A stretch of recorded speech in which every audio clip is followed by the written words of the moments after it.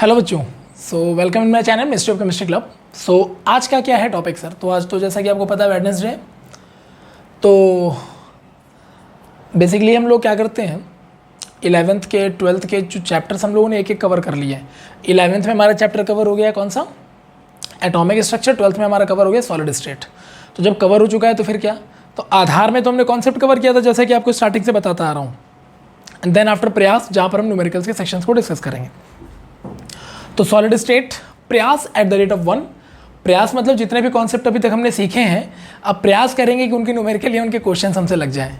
ठीक है, types of questions. ठीक है, देखो जो हमारा प्रयास सेक्शन है ना, इस प्रयास सेक्शन के अंदर हम पूरी तरह से फोकस करेंगे कि जेईई मेंस से related questions plus board exam से रिलेटेड क्वेश्चंस।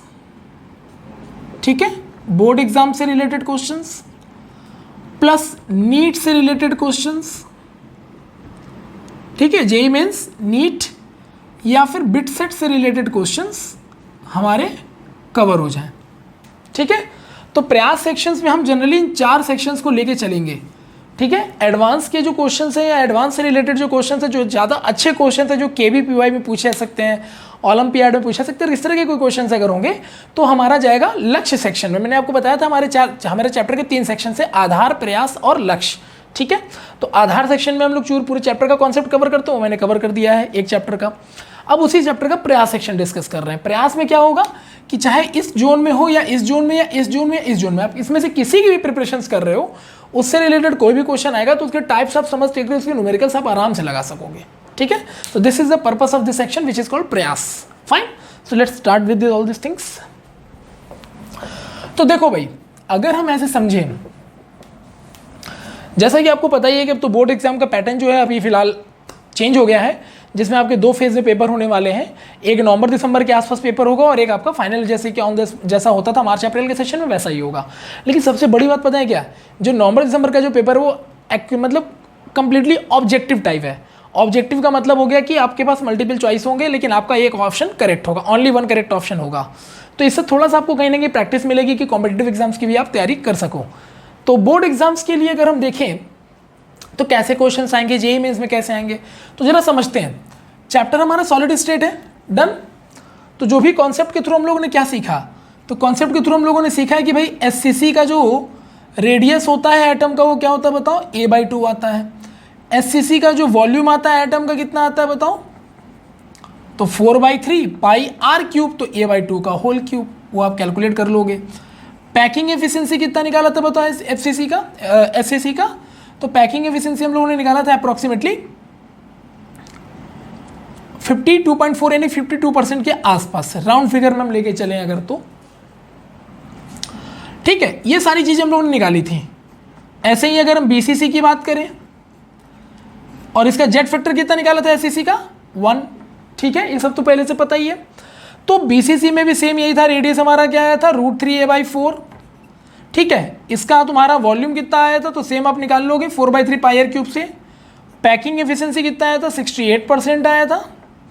और तुम्हारा जेड फैक्टर इसका कितना आया था 2 जेड फैक्टर, मतलब कितने नंबर ऑफ एटम से मिलकर बना है। तो ऐसे ही तुम्हारे पास सारे सिनेरियोस कवर है ना। तो ऐसे ही आपका एफसीसी का भी था। एफसीसी का क्या था बताओ, तो एफसीसी में रेडियस कितना आया था एटम का a/2√2, है ना। सारा चीज़ डिराइव कराया आपको मैंने। वॉल्यूम सेम फॉर्मूले से लगा लोगे, कवर हो जाएगा। हालांकि वॉल्यूम का यूज़ हम लोग करेंगे नहीं। पैकिंग एफिशिएंसी इसका 74% था और जेड फैक्टर इसका नंबर ऑफ एटम कितना था बताओ 4। सही है, ये सब तो ऑलरेडी कवर्ड है। इसके बाद सीसीपी या एफसीसी लैटिस। देखो सीसीपी का मतलब होता है क्यूबिकल क्लोज पैकिंग और एफसीसी का मतलब होता है लैटिस, यानी ये यूनिट सेल है। तो यानी सीसीपी मतलब क्यूबिकल क्लोज पैकिंग, तो क्यूब नाम का हमारा क्रिस्टल है जिसका लैटिस यानी जिसका यूनिट सेल एफसीसी टाइप है, इसीलिए उसको एफसीसी के नाम से भी जाना जाता है। तो सीसीपी या एफसीसी अगर होगा तो फिर वही चीज़ है, जेड फैक्टर तो आप 4 ही रखोगे, है ना। पैकिंग एफिशिएंसी भी आप 74% रखोगे। तो ये तो पुरानी चीज़ होगी, मतलब एग्जैक्टली एफसीसी जैसा ही हो गया। ठीक है, अच्छा इसमें जो तुम्हारे पास टेट्राहेड्रल वर्ड्स कितने आते थे 8, ऑक्टाहेड्रल वर्ड्स कितने आते थे 4। लोकेशन भी पता है ना, टेट्राहेड्रल वर्ड का लोकेशन कहाँ होता था, बॉडी डायगोनल पे एक, बॉडी डायगोनल पे 2 टेट्राहेड्रल वर्ड होते थे। ऑक्टेट्राहेड्रल का लोकेशन क्या होता था, एज सेंटर और एक बॉडी सेंटर पर होता था।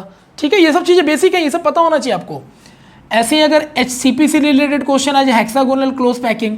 अच्छा, CCP FCC को हम कौन सा पैटर्न बोलते थे बताओ, ABC पैटर्न, है ना, पूरा डिटेल में बता रखा है आपको। SCP को क्या बोलते थे बताओ, AB पैटर्न। अच्छा, इसका SCP का जेट फैक्टर कितना निकाला था हम लोगों ने, 6। अच्छा, इसका पैकिंग एफिशिएंसी कितना निकाला था, 74%। सब निकाल के दिखाया था आपको मैंने, हवा में कुछ भी नहीं बता रहा हूँ। ठीक है, CCP FCC का कोऑर्डिनेशन नंबर कितना आया था बेटा, 12। इसका भी कोऑर्डिनेशन नंबर कितना आएगा बताओ, 12, है ना। एवरीथिंग इज एग्जैक्टली सेम, हर एक चीज़ मतलब डिस्कस्ड है सब कुछ। तो कभी भी कोई न्यूमेरिकल हम लगाते हैं तो बेसिकली यही सब हमको पता होना चाहिए। बताओ SCP में TVs कितना होता है, तो 12, OVs कितना हो जाएगा, तो 6, है ना। सो ये सारी चीज़ें होंगी जो बेसिक लेवल पे हमने आपको जानकारी दे रखी है। प्लस लोकेशन पूरा पता होना चाहिए, टेट्राहेड्रल का लोकेशन क्या, ऑक्टाहेड्रल का लोकेशन क्या, है ना। फिर रेडियस रेशियो बता रखा था आपको मैंने, किस रेडियस रेशियो का रेंज कितना कितना लेना है, कौन सा लेना है, कैसे लेना है। तो आप जब तक हमारे आधार वाले लेक्चर को अच्छे से जब तक डिस्कस नहीं कर लेते, प्रयास में आने का मतलब नहीं है। तो ये प्रयास में सेक्शन बना रहा हूँ न्यूमेरिकल के लिए कि आप जब आधार लेक्चर को देखिए, जब भी आप हमारे वीडियो को देखिए, डजंट मैटर साल में आप कभी भी देखिए, लेकिन जब भी आप देखिएगा तो सबसे बड़ा फायदा आपको ये होगा कि मैंने पूरे चैप्टर को डिवाइड करके पढ़ा रखा है। तो सॉलिड स्टेट के मैंने 8 लेक्चर रिलीज किए हुए या 7 लेक्चर रिलीज किए हुए होंगे, आप चेक कर लीजिएगा। तो सारे लेक्चर को एक बार जब चाहे तब देख लीजिए और उसके बाद हमारे न्यूमेरिकल सेक्शन यानी प्रयास सेक्शन में आ जाइए और अपने न्यूमेरिकल की प्रैक्टिस ऑन द स्पॉट कर लीजिए बैठे बैठे। ये एक फायदा आपको मिलेगा इस चैनल में, ठीक है। चलिए, तो ये कुछ बेसिक डिटेलिंग थी जो मैं आपके साथ शेयर कर रहा था, क्योंकि ये सब चीज़ें ऑलरेडी मैं पढ़ा चुका हूँ, ठीक है ना। पूरे आधार लेक्चर में ये सब चीज़ें बिल्कुल डिटेल में जाके डिस्कस किया, एवरीथिंग बिल्कुल डिटेल में डिस्कस हुआ है, ठीक है। चलिए, तो अब हम लोग कुछ क्वेश्चंस करते हैं जिससे हमें आइडिया लगेगा कि किस तरह के एग्जाम्स, हमारे बोर्ड एग्जाम से क्वेश्चंस कैसे आएंगे, क्या होगा, एवरीथिंग, ठीक है। चलिए, देखिए हमारे पास सॉलिड स्टेट में अगर हम टाइप्स ऑफ न्यूमेरिकल्स की बात करें, ठीक है, टाइप्स ऑफ न्यूमेरिकल्स की, तो देखो भाई, या ऐसे कह लो टाइप्स ऑफ क्वेश्चंस की, ठीक है।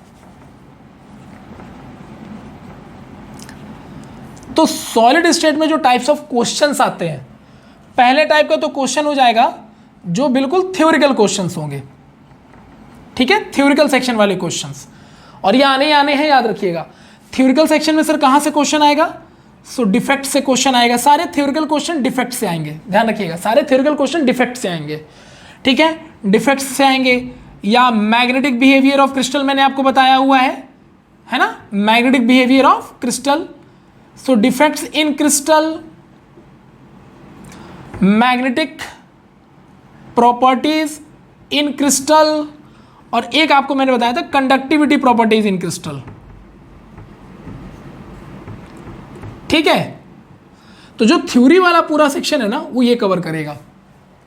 मतलब थ्योरी से रिलेटेड कोई भी क्वेश्चन बने, थ्योरिकल क्वेश्चन कोई भी बनेगा, वो इन 3 सेक्शन से ही बनेगा, ठीक है। तो डिफेक्ट्स इन क्रिस्टल भी पूरा डिटेल में बता चुका हूँ कि स्टोकियोमेट्रिक, नॉन स्टोकियोमेट्रिक होता है। स्टोकियोमेट्रिक के भी 2 पार्ट होते हैं, एक शॉटकी, एक फ्रैंकल। नॉन स्टोकियोमेट्रिक के होते हैं 2 part, metal access metal deficiency और मेटल एक्सेस डिफेक्ट। पूरा डिटेल में सब कुछ बताया जा चुका है, तो आप हमारे लेक्चर को जरूर देखिएगा। तो ये 3 ऐसे पॉइंट्स हैं जहां से आपको इस चैप्टर के थ्योरिकल क्वेश्चंस मिलेंगे, ठीक है, रिमेंबर दैट। इसके अलावा आपको थ्योरिकल क्वेश्चंस कहीं नहीं मिलने वाले, ठीक। दूसरा, तो थ्योरिकल क्वेश्चंस ये हो गए, ठीक है। और ईच एंड एवरी आप ये मान के चलिए कि 2 क्वेश्चंस आप इससे एक्सपेक्ट कर सकते हो। You can expect 2 questions from this side in any type of the examination, either you are belong towards the NEET और JEE और बोर्ड एग्जाम्स पैटर्न, या फिर WBJEE, कोई भी एग्जाम आप देते हो, एटलीस्ट 2 क्वेश्चन आप यहां से एक्सपेक्ट कर सकते हो। क्योंकि आपको पता है कि IT के जो पेपर होते हैं अब तो फेज वाइज हो गए ना, तो कई भाई 3 या 4 फेज होते हैं, तो 4 फेजेस में किसी भी फेज में आपको 2 क्वेश्चन मिलना ही मिलना है, और नहीं तो 1 क्वेश्चन तो कहीं नहीं गया, 1 क्वेश्चन तो कंफर्म है। बोर्ड एग्जाम में भी इससे 2 क्वेश्चन यानी आने ही आने हैं, क्योंकि बोर्ड एग्जाम में सॉलिड स्टेट 5 मार्क्स का आता है, आपको पता होगा। तो 2 क्वेश्चन आपको इस थ्योरिकल पोर्शन से जरूर पूछेगा, वो चाहे कुछ भी हो जाए, ठीक है। बिट सेट में ईच एंड एवरी ईयर इससे 1 क्वेश्चन देखने को मिला है, हर साल ऑन एवरेज 1 क्वेश्चन इसे देखने को मिला है। नीट में ईच एंड एवरी ईयर इससे 2 क्वेश्चन देखने को मिला है, तो इसीलिए मैंने ऑन एवरेज 2 क्वेश्चन एक्सपेक्टेशन करा दिया। दूसरा क्वेश्चन होगा डेंसिटी, ठीक है, डेंसिटी ऑफ यूनिट सेल आपसे निकलवाएगा, डेंसिटी ऑफ यूनिट सेल या फिर क्रिस्टल आपसे निकलवाएगा, ठीक है भाई साहब। तो डेंसिटी ऑफ यूनिट सेल वाले जो क्वेश्चंस होंगे डेफिनेटली ये आते ही आते हैं, और हर 2 या 1 साल में ये अल्टरनेट आते रहते हैं, तो इसके लिए आप आराम से रेडी रहिएगा, ठीक है। तीसरा क्वेश्चन हो जाएगा missing atoms question, missing atom types question. ये कैसे क्वेश्चंस होते हैं सर? इनमें क्या होगा ना कि जैसे कोई यूनिट सेल बना के दे देगा या क्रिस्टल बना के दे देगा और उसमें ना जानबूझ करके बोलेगा कि यहां से 2 एटम मैंने रिमूव कर दिए, या इस एक्सेस से मैंने एटम रिमूव कर दिए, या इस पोर्शन से एटम रिमूव कर दिए, तो बताओ इसके क्रिस्टल के फॉर्मूले में या यूनिट सेल के फॉर्मूले में क्या चेंजेस आ जाएंगे। तो जानबूझ करके वहां पर एटम्स को रिमूव कराएगा, आयंस को रिमूव करा के आपसे उसका फॉर्मूला पूछेगा। और ऐसे क्वेश्चंस को करने के लिए आपको खाली लोकेशंस पता चल जाए कि एससीसी, बीसीसी, एफसीसी में लोकेशंस क्या क्या होते हैं, टेट्राहेड्रल का लोकेशन क्या, ऑक्टाहेड्रल का लोकेशन क्या, तो आप ये क्वेश्चन आराम से कर लोगे। और ये सब चीजें डिटेल में मैंने डिस्कस कर रखा है क्लास में, ठीक है, लेक्चर में डिस्कस कर रखा है। सो एक ये टाइप का क्वेश्चन होता है, ठीक है। इसके बाद अगला जो टाइप का क्वेश्चन आएगा जो रेडियस रेशियो से रिलेट करेगा आपको, मतलब ये बिल्कुल ही अलग टाइप का क्वेश्चन हो गया। तो रेडियस रेशियो टाइप्स क्वेश्चन, यानी रेडियस रेशियो वाले क्वेश्चंस, ठीक है, जिसमें रेडियस रेशियो वाले क्वेश्चंस में, क्योंकि रेडियस रेशियो वाले क्वेश्चन से आप क्या कर सकते हो, 2 चीजें कैलकुलेट कर सकते हो। एक तो आप कोऑर्डिनेशन नंबर निकाल सकते हो उस गिवन क्रिस्टल का, ठीक है, और दूसरा वॉइड्स का पता कर सकते हो कि वहां वॉइड्स कौन सा है। तो ये 2 तरह के क्वेश्चन जो होंगे रेडियस रेशियो से आप निकाल सकते हो, ठीक है। तो ये 2 तरह के क्वेश्चन यहां पर बनते हैं रेडियस रेशियो से रिलेटेड। डन। तो एक तो डेंसिटी टाइप क्वेश्चन हो गया, एक मिसिंग एटम टाइप क्वेश्चन हो गया, एक रेडियस रेशियो से रिलेट करता हुआ क्वेश्चन हो गया, ठीक है। और बाकी थ्योरिकल सेक्शन में ये तीनों एक साथ कवर हो जाएंगे। तो बिलीव मानिए कि अगर आप सॉलिड स्टेट की बात कर रहे हो ना, और if you want to know that कि how many type of the question and how different type of the questions coming from this particular zone या solid state chapter, then you can go with this. इससे बाहर आपको question देखने को मिलेगा नहीं, आप चाहो कहीं भी आजमा के देख लो, किसी भी टाइप का पेपर आप दे लो यार, ठीक है। हालांकि आईटी एडवांस को हम लक्ष्य में डिस्कस करेंगे क्योंकि क्वेश्चन काफी अच्छे होंगे, लेकिन फिर भी मैं आपसे बोलूं तो इतने टाइप के क्वेश्चन के अलावा आपको सॉलिड स्टेट में कोई दूसरा क्वेश्चन देखने को नहीं मिलेगा।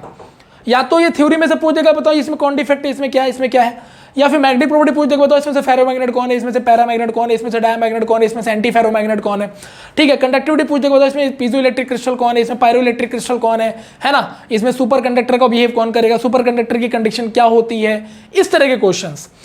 डेंसिटी में तो डेंसिटी डायरेक्ट पूछेगा, डेंसिटी में आपको फॉर्मूला पता ही है तो उससे मॉलिक्यूलर मास भी पूछ सकता है, कुछ भी पूछ सकता है। मिसिंग एटम में कोई भी स्ट्रक्चर बना के बोल देगा कि यहां से कुछ एटम मिस हो गए, बताओ इसका फॉर्मूला क्या होगा। एंड द रेडियस रेशियो में आपको केटायंस और एनायंस के रेडियस की वैल्यू दे देगा, वैल्यू कैलकुलेट करवाएगा और फिर उससे उसका कोऑर्डिनेशन नंबर रिलेट करने के लिए बोलेगा, या फिर उसके वर्ड्स को डिस्कस करने के लिए बोलेगा। और एक क्वेश्चन अगर हम देखें जो कई बार आता है, वो आता है nearest distance question. Nearest distance question, nearest distance between atoms, voids, है ना, ये वाले क्वेश्चंस। मतलब कोई भी यूनिट सेल दे दिया आपको और बोला बताओ इसके 2 नियरेस्ट एटम के बीच के डिस्टेंस बता दो, इसके सेकंड नियरेस्ट एटम के डिस्टेंस बता दो, इसके थर्ड नियरेस्ट एटम के बीच के डिस्टेंस बता दो। ये क्वेश्चन वही लोग कर सकते हैं जिनके पास लोकेशन का पूरा एग्जैक्ट नॉलेज है, और ये चीजें मैंने आपको अपने लेक्चर पॉइंट ऑफ व्यू से पूरा डिटेल में बता रखा है, तो इसमें भी आपको डरने की कोई जरूरत नहीं है। तो बिलीव मानिए अगर आप सॉलिड स्टेट में जाके न्यूमेरिकल की बात करना चाहते हो कि न्यूमेरिकल्स हम करें, तो सबसे पहले एक काम किया करिए, इस तरह से टाइप्स ऑफ क्वेश्चन को क्लासीफाई कर लीजिए, ठीक है। और ये मान के चलिए कि each and every year board exam में 5 मार्क्स आता ही है भाई, 2 मार्क्स 2 क्वेश्चन तो वो ले गया बच्चे, 3 क्वेश्चन के लिए अगर 1 मार्क्स की भी बात मैं करता हूं तो 5 नंबर में से ये मान के चलिए कि अगर 5 का 2 पार्ट ये ले गया तो बाकी पार्ट इन्हीं में से आने वाला है, ठीक है। और अगर आप एक पर्टिकुलर इंडिविजुअल सेक्शन में इसको डिवाइड कर लेते हो तो आपको ये आइडिया लग जाएगा कि जो मेंस में क्वेश्चन आ रहा है या आपने पेपर देखा आईडी मेंस का, तो आप समझ गए कि अच्छा ये वाला जो उनका क्वेश्चन है, तो सर ने बताया था इसमें ऐसे ऐसे करना होता है, then you can go with this. चाहे क्वेश्चन किसी भी वे का हो, वो क्वेश्चन आपने कभी लगाया भी ना हो, डजंट मैटर, लेकिन अगर आपको ये पता चल जाए कि किस जोन का क्वेश्चन है तो उस जोन से रिलेटेड फॉर्मूले आपके पास है, कॉन्सेप्ट आपके पास है, तो आपके लिए क्वेश्चंस को अटेम्प्ट करना या अप्रोच करना ईजी हो जाता है, ठीक है। तो ऐसा ही हमारा हर चैप्टर में कंडीशन रहने वाला कि मैं आपको टाइप्स ऑफ न्यूमेरिकल से समझाऊंगा हर एक चीज को, कितने तरह के क्वेश्चन से न्यूमेरिकल बनते हैं।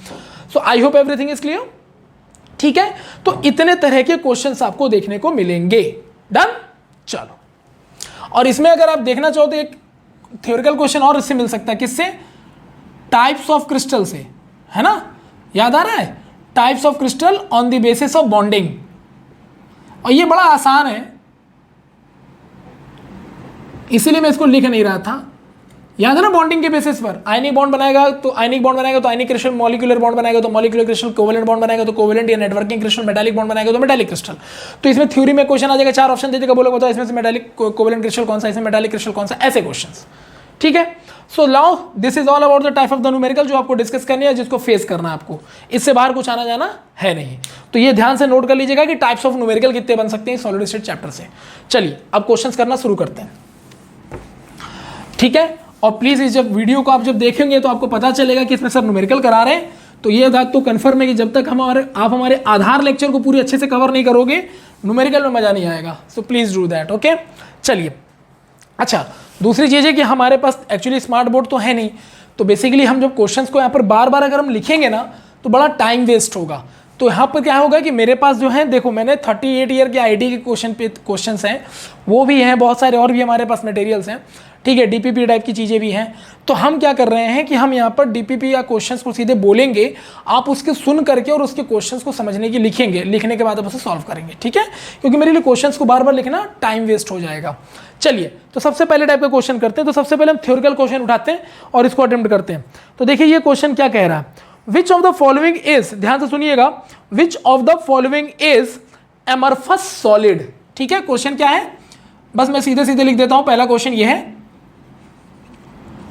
विच वन एमरफस सॉलिड, कुल मिला के क्वेश्चन ये। ठीक है, इनमें से एमरफस सॉलिड कौन है। ठीक है, पहला ऑप्शन आपको दे रहा है ग्रेफाइट। ठीक है, सेकंड ऑप्शन आपको दे रहा है क्वार्ट्ज ग्लास,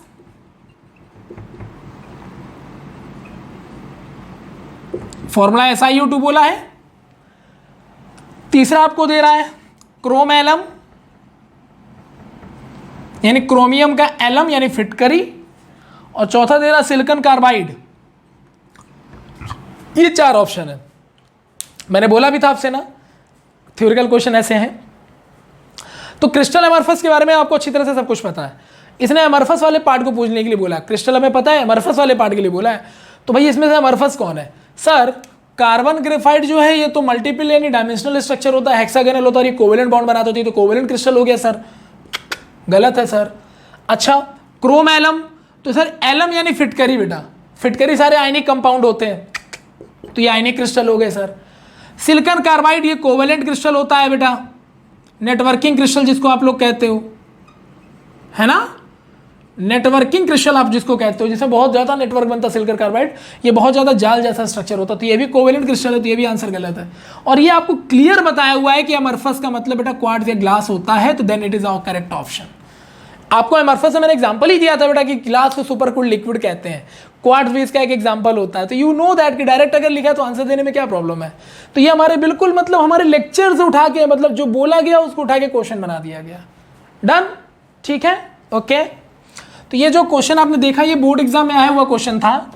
ठीक है, तो बोर्ड एग्जाम में क्वेश्चंस का लेवल थोड़ा सा डाउन रहेगा, बस आपको थ्योरी में कॉन्सेप्ट को ध्यान देना, कॉन्सेप्ट कवर है तो यार आईटी हो चाहे बोर्ड हो कुछ भी फर्क नहीं पड़ता। चलिए अगला क्वेश्चन क्या कह रहा है, ध्यान से सुनिए।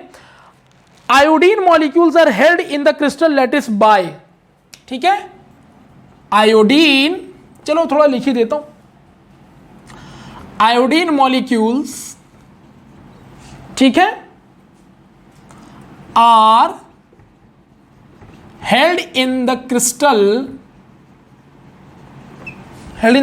Lattice by. क्वेश्चन समझ में आ गया होगा कि आयोडीन का जो मॉलिक्यूल होता है जब ये क्रिस्टल फॉर्मेट में जाता है तो are held in the crystal lattice, मतलब उसमें जो बॉन्डिंग होती है वो कौन सी होती होगी, ठीक है। And you have the option, the first option is London force, और I already told you each and everything. B dipole dipole interaction, चलेगा, डायपोल डायपोल लिख दिया मैंने ऐसे। Option C covalent bond, correct. And the option D coulombic force, ठीक है बेटा, क्या लिखा है, कूलॉम्बिक फोर्स, कूलॉम्बिक फोर्स।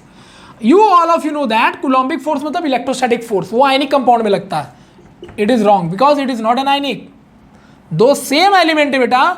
अब यार देखो सच बताएं तो चार जितने भी मल्टीपल चॉइस वाले क्वेश्चंस होते हैं ना, उसमें से चार में से दो ऑप्शन तो इतने बकवास होंगे कि उसको तुम जब चाहो तो हटा दो। फाइट हमेशा दो में ही होने वाला है, दो ही आपको कंफ्यूज करता है, वही माइनस प्लस गेम करता है। चार में दो ऑप्शन तो बहुत ही बकवास होंगे। तो कूलम्बिक यानी आयनिक फोर्स बता रहा है, इलेक्ट्रोस्टैटिक फोर्स तो आयंस के बीच में लगता है, ये आयंस थोड़ी ना है। तो देखो ना कितनी आराम से कट गया, है ना। अच्छा, डायपोल डायपोल बेटा कट ही जाएगा, क्योंकि डायपोल तब बनता है जब प्लस और माइनस बनता हो। ये तो दोनों एटम न्यूट्रल है, क्योंकि दो आयोडीन है बेटा, तो दोनों की इलेक्ट्रोनेगेटिविटी सेम है, तो पोलैरिटी का तो सवाल ही नहीं पैदा होता, तो डायपोल तो आएगा ही नहीं। तो मैंने बोला था ना, दो ऑप्शन ऐसे कट जाएगा। अब देखो ये दोनों कंफ्यूज करेंगे, कोवेलेंट और लंडन। भाई कोवेलेंट तो आयोडीन में बनता है ना सर, हाँ बनता तो है, लेकिन प्रॉब्लम क्या है कि कोवेलेंट बॉन्ड बनाने वाले सारे क्रिस्टल हो ये जरूरी नहीं है, क्योंकि जब तक वो नेटवर्क नहीं बनाएंगे उसका क्रिस्टल नहीं बन सकते। करेक्ट। और लंडन फोर्स बेटा कहां बनता, तो ये मैंने आपको बताया था। देन देखो तीन तरह के वंडरवल फोर्सेज हैं, दो तीन तरह के मॉलिक्यूलर बॉन्ड होते हैं। एक होता है डायपोल डायपोल इंटरेक्शन, एक होता है डायपोल इंड्यूस डायपोल, और एक होता है लंडन और डिस्पर्शन, जहां पर दो same type of the atom के बीच में बॉन्डिंग एग्जीक्यूट करती है। तो बताओ यहां पर दोनों एटम सेम टाइप के हैं, यस, तो ये कौन सा हो गया बेटा, London force, that's a way. Correct. और ये कोवेलेंट क्यों नहीं हुआ सर, कोवेलेंट बॉन्ड तो होता है ना, यहां होता है, लेकिन मैंने क्या बोला, कोवेलेंट बनाना ही क्रिस्टल की बनाने के लिए रिस्पॉन्सिबल फैक्टर नहीं है। वो जब तक नेटवर्क में कन्वर्ट नहीं होगा वो क्रिस्टल नहीं कहला सकता, क्योंकि कोवेलेंट बॉन्ड वीक होता, जल्दी टूट जाएगा, तो क्रिस्टल इतना सॉफ्ट नहीं हो सकता। I hope it is clear to all of you. और वैसे भी आप हमारे लेक्चर को जाके देखिए, जहां मैंने टाइप्स ऑफ क्रिस्टल को क्लासिफाई करके बताया था बॉन्डिंग के बेसिस पे, वो क्लियर बताया था, हमारा स्टेटमेंट था हमारी क्लास में कि जब दो same type of the atom के बीच में बॉन्डिंग होती है, यानी दो नॉन पोलर मॉलिक्यूल के बीच में बॉन्ड बनता है, तो ऐसे में वहां पर लंडन फोर्स एग्जीक्यूट करता है, then with the answer will be the London force. Okay, चलो देख रहे हो टाइप्स ऑफ बॉन्डिंग के बिहाफ पर क्रिस्टल पे दो क्वेश्चंस हो गए भाई साहब। चलो अगला क्वेश्चन देखते हैं क्या कह रहा है। अगला क्वेश्चन है, shortcut effect is observed crystal when. बताना क्वेश्चन देखो क्या, मैंने बोला था ना डिफेक्ट्स नहीं थ्योरिकल आते हैं। Shortcut effects exist when option A, option B, option C, option D. काफी बड़े बड़े ऑप्शन हैं, तो मैं बोल रहा हूं, आप ध्यान से सुन करके लिखिएगा, ठीक है।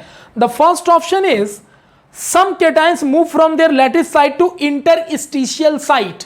मतलब पहला ऑप्शन बोल रहा है कि सम केटाइंस, ठीक है बेटा, some cations move towards interstitial site.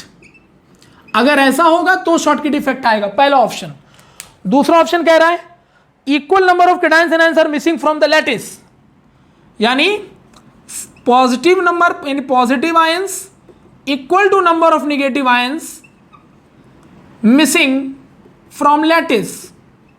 मैं शॉर्ट में लिखने की कोशिश कर रहा हूं, ठीक है, ताकि टाइम को बचाया जा सके। मतलब सेम नंबर ऑफ केटाइन और सेम नंबर ऑफ एनायन, दोनों में बीच में इक्वल लगा है ना, तो same number of cation same number of anions missing from the lattice, तीसरा ऑप्शन। थर्ड ऑप्शन बोल रहा है some lattice sites are occupied by electrons, ठीक है, some lattice site occupied by electron, ठीक है बेटा, यानी कुछ जो लैटिस साइट होते कुछ खाली खाली जो जगह होगा वहां इलेक्ट्रॉन आ जाएगा। और फोर्थ ऑप्शन बोल रहा है all. Can you tell me which one is the correct. तो शॉर्टकट इफेक्ट में क्लियर बताया गया था आपको कि फ्रैंकेल में क्या होता है कि केटायन छोटे साइज के होने की वजह से इंटरस्टिशियल साइट में मूव कर जाते थे, जबकि शॉर्टकी में क्या होता था एनायंस और केटायन का साइज लगभग बराबर होता था, तो वो तो मूव कर ही नहीं सकता। तो यानी इंटरस्टिशियल मूव करना तो बिल्कुल ही बकवास है। और वहां पर अगर same number of cations anions होते थे बेटा, तो क्या होता था same number of cations anions का मिसिंग हो जाता, तो लैटिस पॉइंट को छोड़ के निकल जाते थे। This is called the point effect also. इसीलिए शॉर्टकट इफेक्ट में डेंसिटी डिक्रीज होता था। तो correct option will be correct है। So this is a very simple thing, ये आपको अच्छी तरह से पता भी होना चाहिए, क्योंकि सारी चीजें हमने थ्योरी में करा रखा है। ऐसा कोई भी क्वेश्चन आपके दिमाग में नहीं आएगा या चैप्टर में कहीं दिखेगा भी नहीं जो मैंने कराया ना हो, ठीक है। तो थ्योरिकल क्वेश्चन का आइडिया लग रहा है कैसा आने वाला एग्जाम में, ठीक है। ऐसा तो हो नहीं सकता कि मैं सारे क्वेश्चन करा दूं, दैट इज इम्पॉसिबल, ना कोई करा सकता है, लेकिन मैं आइडिया दे रहा हूं, आप आइडिया लीजिए कि कोई क्वेश्चन कैसे कैसे आ सकते हैं, ठीक है। चलिए अगला क्वेश्चन ये है, to get n type semiconductor, ठीक है, to get n type semiconductor, अगर हमें एन टाइप सेमीकंडक्टर बनाना है, ठीक है, ध्यान से सुनिएगा, to get n type semiconductor from silicon है ना, सिलिकॉन से ही बनाते थे, याद होगा आपको। From silicon to get n type semiconductor from silicon it should be doped with the substance with valence.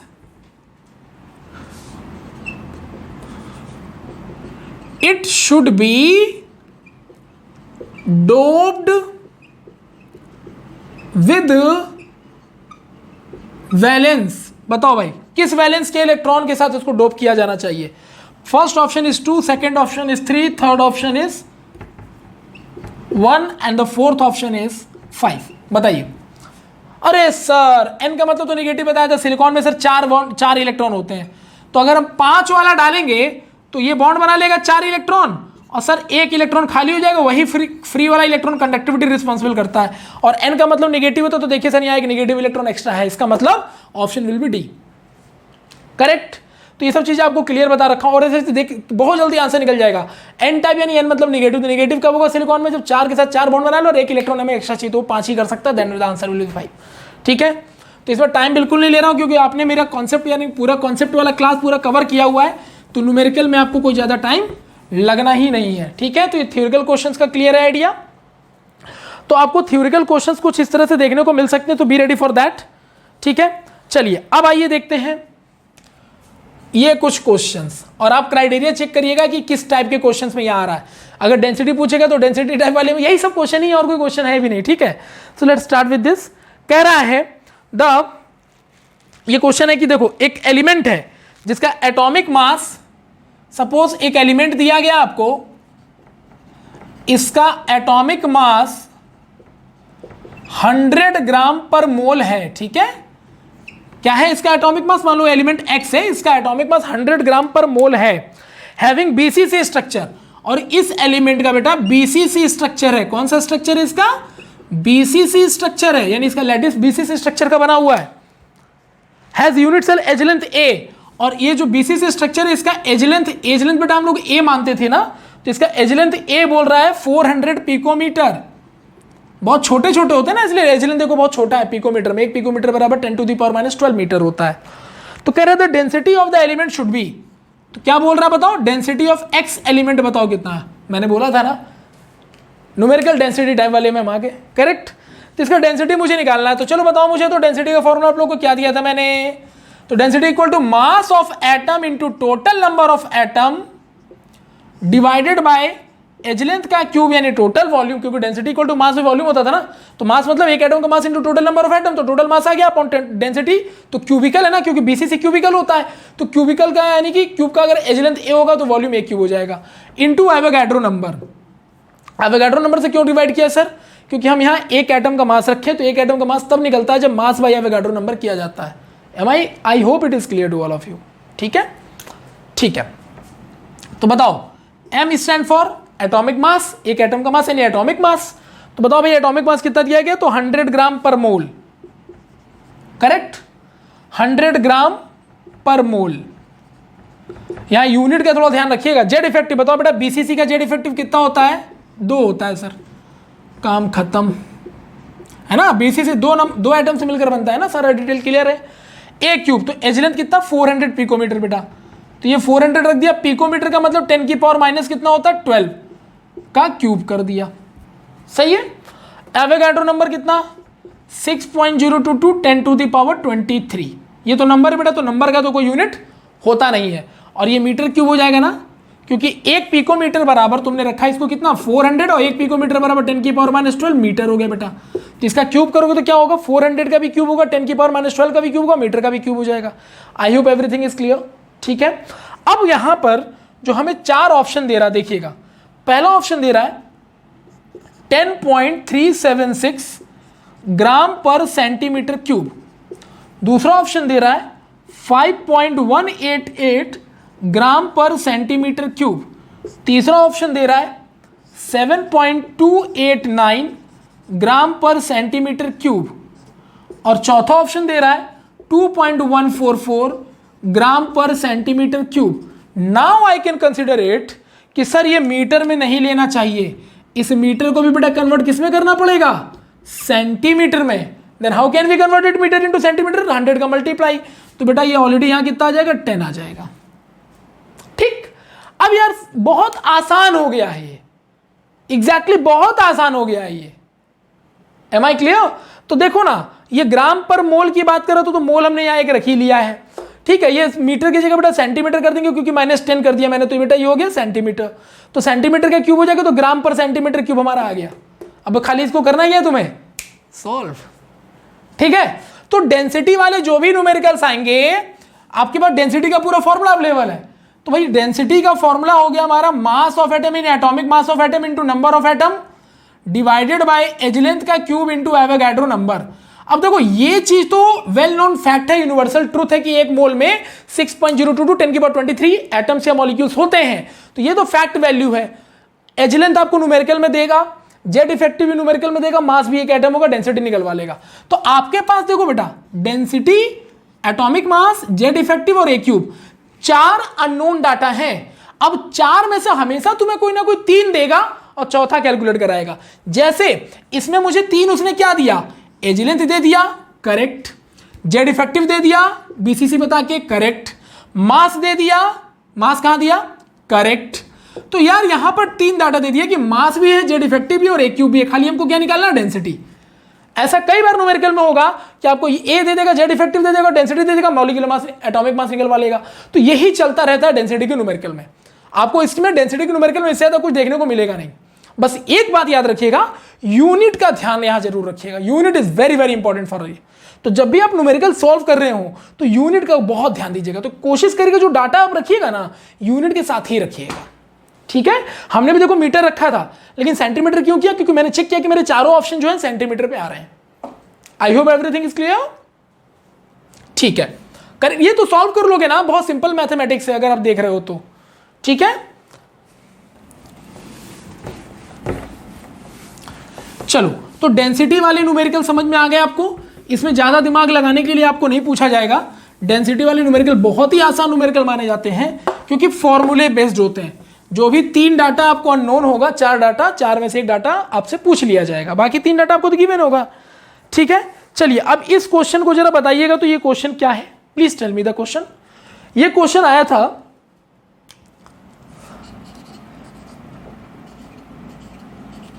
All India institute of medical science, ठीक है, 2001 में, ठीक है। क्वेश्चन क्या है, ध्यान से सुनिए। A substance AXBY crystallise in FCC centre. देखो भाई, एक AXBY नाम का एक क्रिस्टल है, ध्यान से सुनिएगा क्वेश्चन को, एक बार समझ लीजिएगा तो हर तरह के क्वेश्चन करने लगेंगे। AXBY नाम का एक क्रिस्टल है, ठीक है, इन FCC। तो बोल रहा है ये जो क्रिस्टल है ये FCC लैटिस का है, डन। FCC बोल दिया ना, सोचने की जरूरत ही नहीं है, समझ में आ गया कि FCC लैटिस है, तो हमको जेड इफेक्टर ऑलरेडी पता है। FCC इन विच, अब देखो इस FCC लैटिस में बता रहा है इन विच, जो A है ना, क्वेश्चन को ध्यान से सुनिएगा, in which atoms A occupy each corner of the cube, यानी जो A है वो ईच कॉर्नर ले रहा है, ईच कॉर्नर कवर कर रहा है FCC का, ईच कॉर्नर कवर कर रहा है। तो बताओ बेटा इसका शेयरिंग कितना हो गया या इसका जेड फैक्टर कितना हो गया, हम लोग निकाल लेते हैं ना, नंबर ऑफ एटम निकालना जरूरी है, तो वही तो फॉर्मूला बताएगा। तो उसने बोला है कि अगर ईच कॉर्नर है तो बेटा कॉर्नर का शेयरिंग 1/8 × 8 होता है ना, 1 आ गया, यानी सर A के लिए जेड फैक्टर की वैल्यू 1 आ गई, नंबर ऑफ एटम A 1 आ गया, करेक्ट। आगे क्या कह रहा है, atom B occupy the centre of each face of the cube. जो बेटा B है ना, वो ऑन सेंटर फेस है बेटा, ठीक है, एट सेंटर फेस है, यानी कि जितने भी फेस है ना, अब एक क्यूबिकल फेस में कितने फेस होते हैं, 6 फेस होते हैं, तो हर फेस के सेंटर पर है। तो बताओ इसका जेड फैक्टर कितना आएगा, बोलो जल्दी से बेटा। तो फेस का शेयरिंग सर आपने 1/2 बताया था, टोटल फिक्स 6 है, तो कितना आ गया बेटा 3, तो सर बी की वैल्यू 3 आ गई। तो क्वेश्चन पूछ रहा है बताइए AXBY का करेक्ट फॉर्मूला क्या होगा, AXBY का करेक्ट फॉर्मूला, ठीक है, करेक्ट कंपोजिशन भी बोल सकता है, पूछ रहा है बेटा। 4 ऑप्शन दे रहा है आपको, AB3, A4B3, फिर A3B, और चौथा बोल रहा है composition can not be specified, composition can't specified, मतलब कहने का कि कंपोजिशन को पूरी तरह से स्पेसिफाइड नहीं किया, इसलिए हम निकाल नहीं सकते। तो ये बकवास बात है, क्योंकि सब कुछ तो बता ही दिया कि भाई क्रिस्टल किससे मिलकर बना है, ए और बी से मिलकर बना है। तो तुम्हें ए की पोजीशन और बी की पोजीशन दी है। अरे वो पोजीशन दे क्यों रहा है कि कॉर्नर पर है और फेस सेंटर पर है, इसलिए कि तुम भैया नंबर ऑफ एटम निकाल लो। भाई जो नंबर ऑफ एटम्स होंगे वही ना मिलकर क्रिस्टल को फॉर्म कर रहे होंगे या यूनिट सेल को फॉर्म कर रहे होंगे। तो ऐसे में क्या पूछा है, identify the correct composition of the substance. तो इस सब्सटेंस का करेक्ट कंपोजिशन बताओ। तो ये एक्स और वाई क्या बता रहा है, इनके एटम्स ही तो बताते हैं बेटा, और वो आपने निकाल ही लिया है। तो बताओ तो जरा कितना आ रहा है। तो ए का कंपोजिशन 1 है और बी का कंपोजिशन बेटा 3 है। So now tell me what is the correct answer here, A B 3। I hope everything is clear to all of you. Done, please note down, clear, okay done. चलो, तो ये कौन सा वाले टाइप में क्वेश्चन में आ गया सर, तो ये मिसिंग एटम वाले क्वेश्चन में आ गया कि हमको एक क्रिस्टल दे दिया, उसमें से ए एटम जो है उसका पोजीशन कुछ और है, बी एटम जो है उसका पोजीशन कुछ और है। तो बोल रहा बताओ अगर ऐसे पोजीशन से अगर कंपोज करके हम क्रिस्टल बनाते हैं तो उसका फॉर्मूला क्या आएगा। एम आई क्लियर, ठीक है। चलो अब इसमें एक क्वेश्चन बताना, तो ये मैं क्वेश्चन खुद से बना रहा हूं, ठीक है, लेट्स सी, ध्यान से देखना। ऐसा तुम्हें एक डायग्राम दिया हुआ, ठीक है, डायग्राम बना के दे देगा।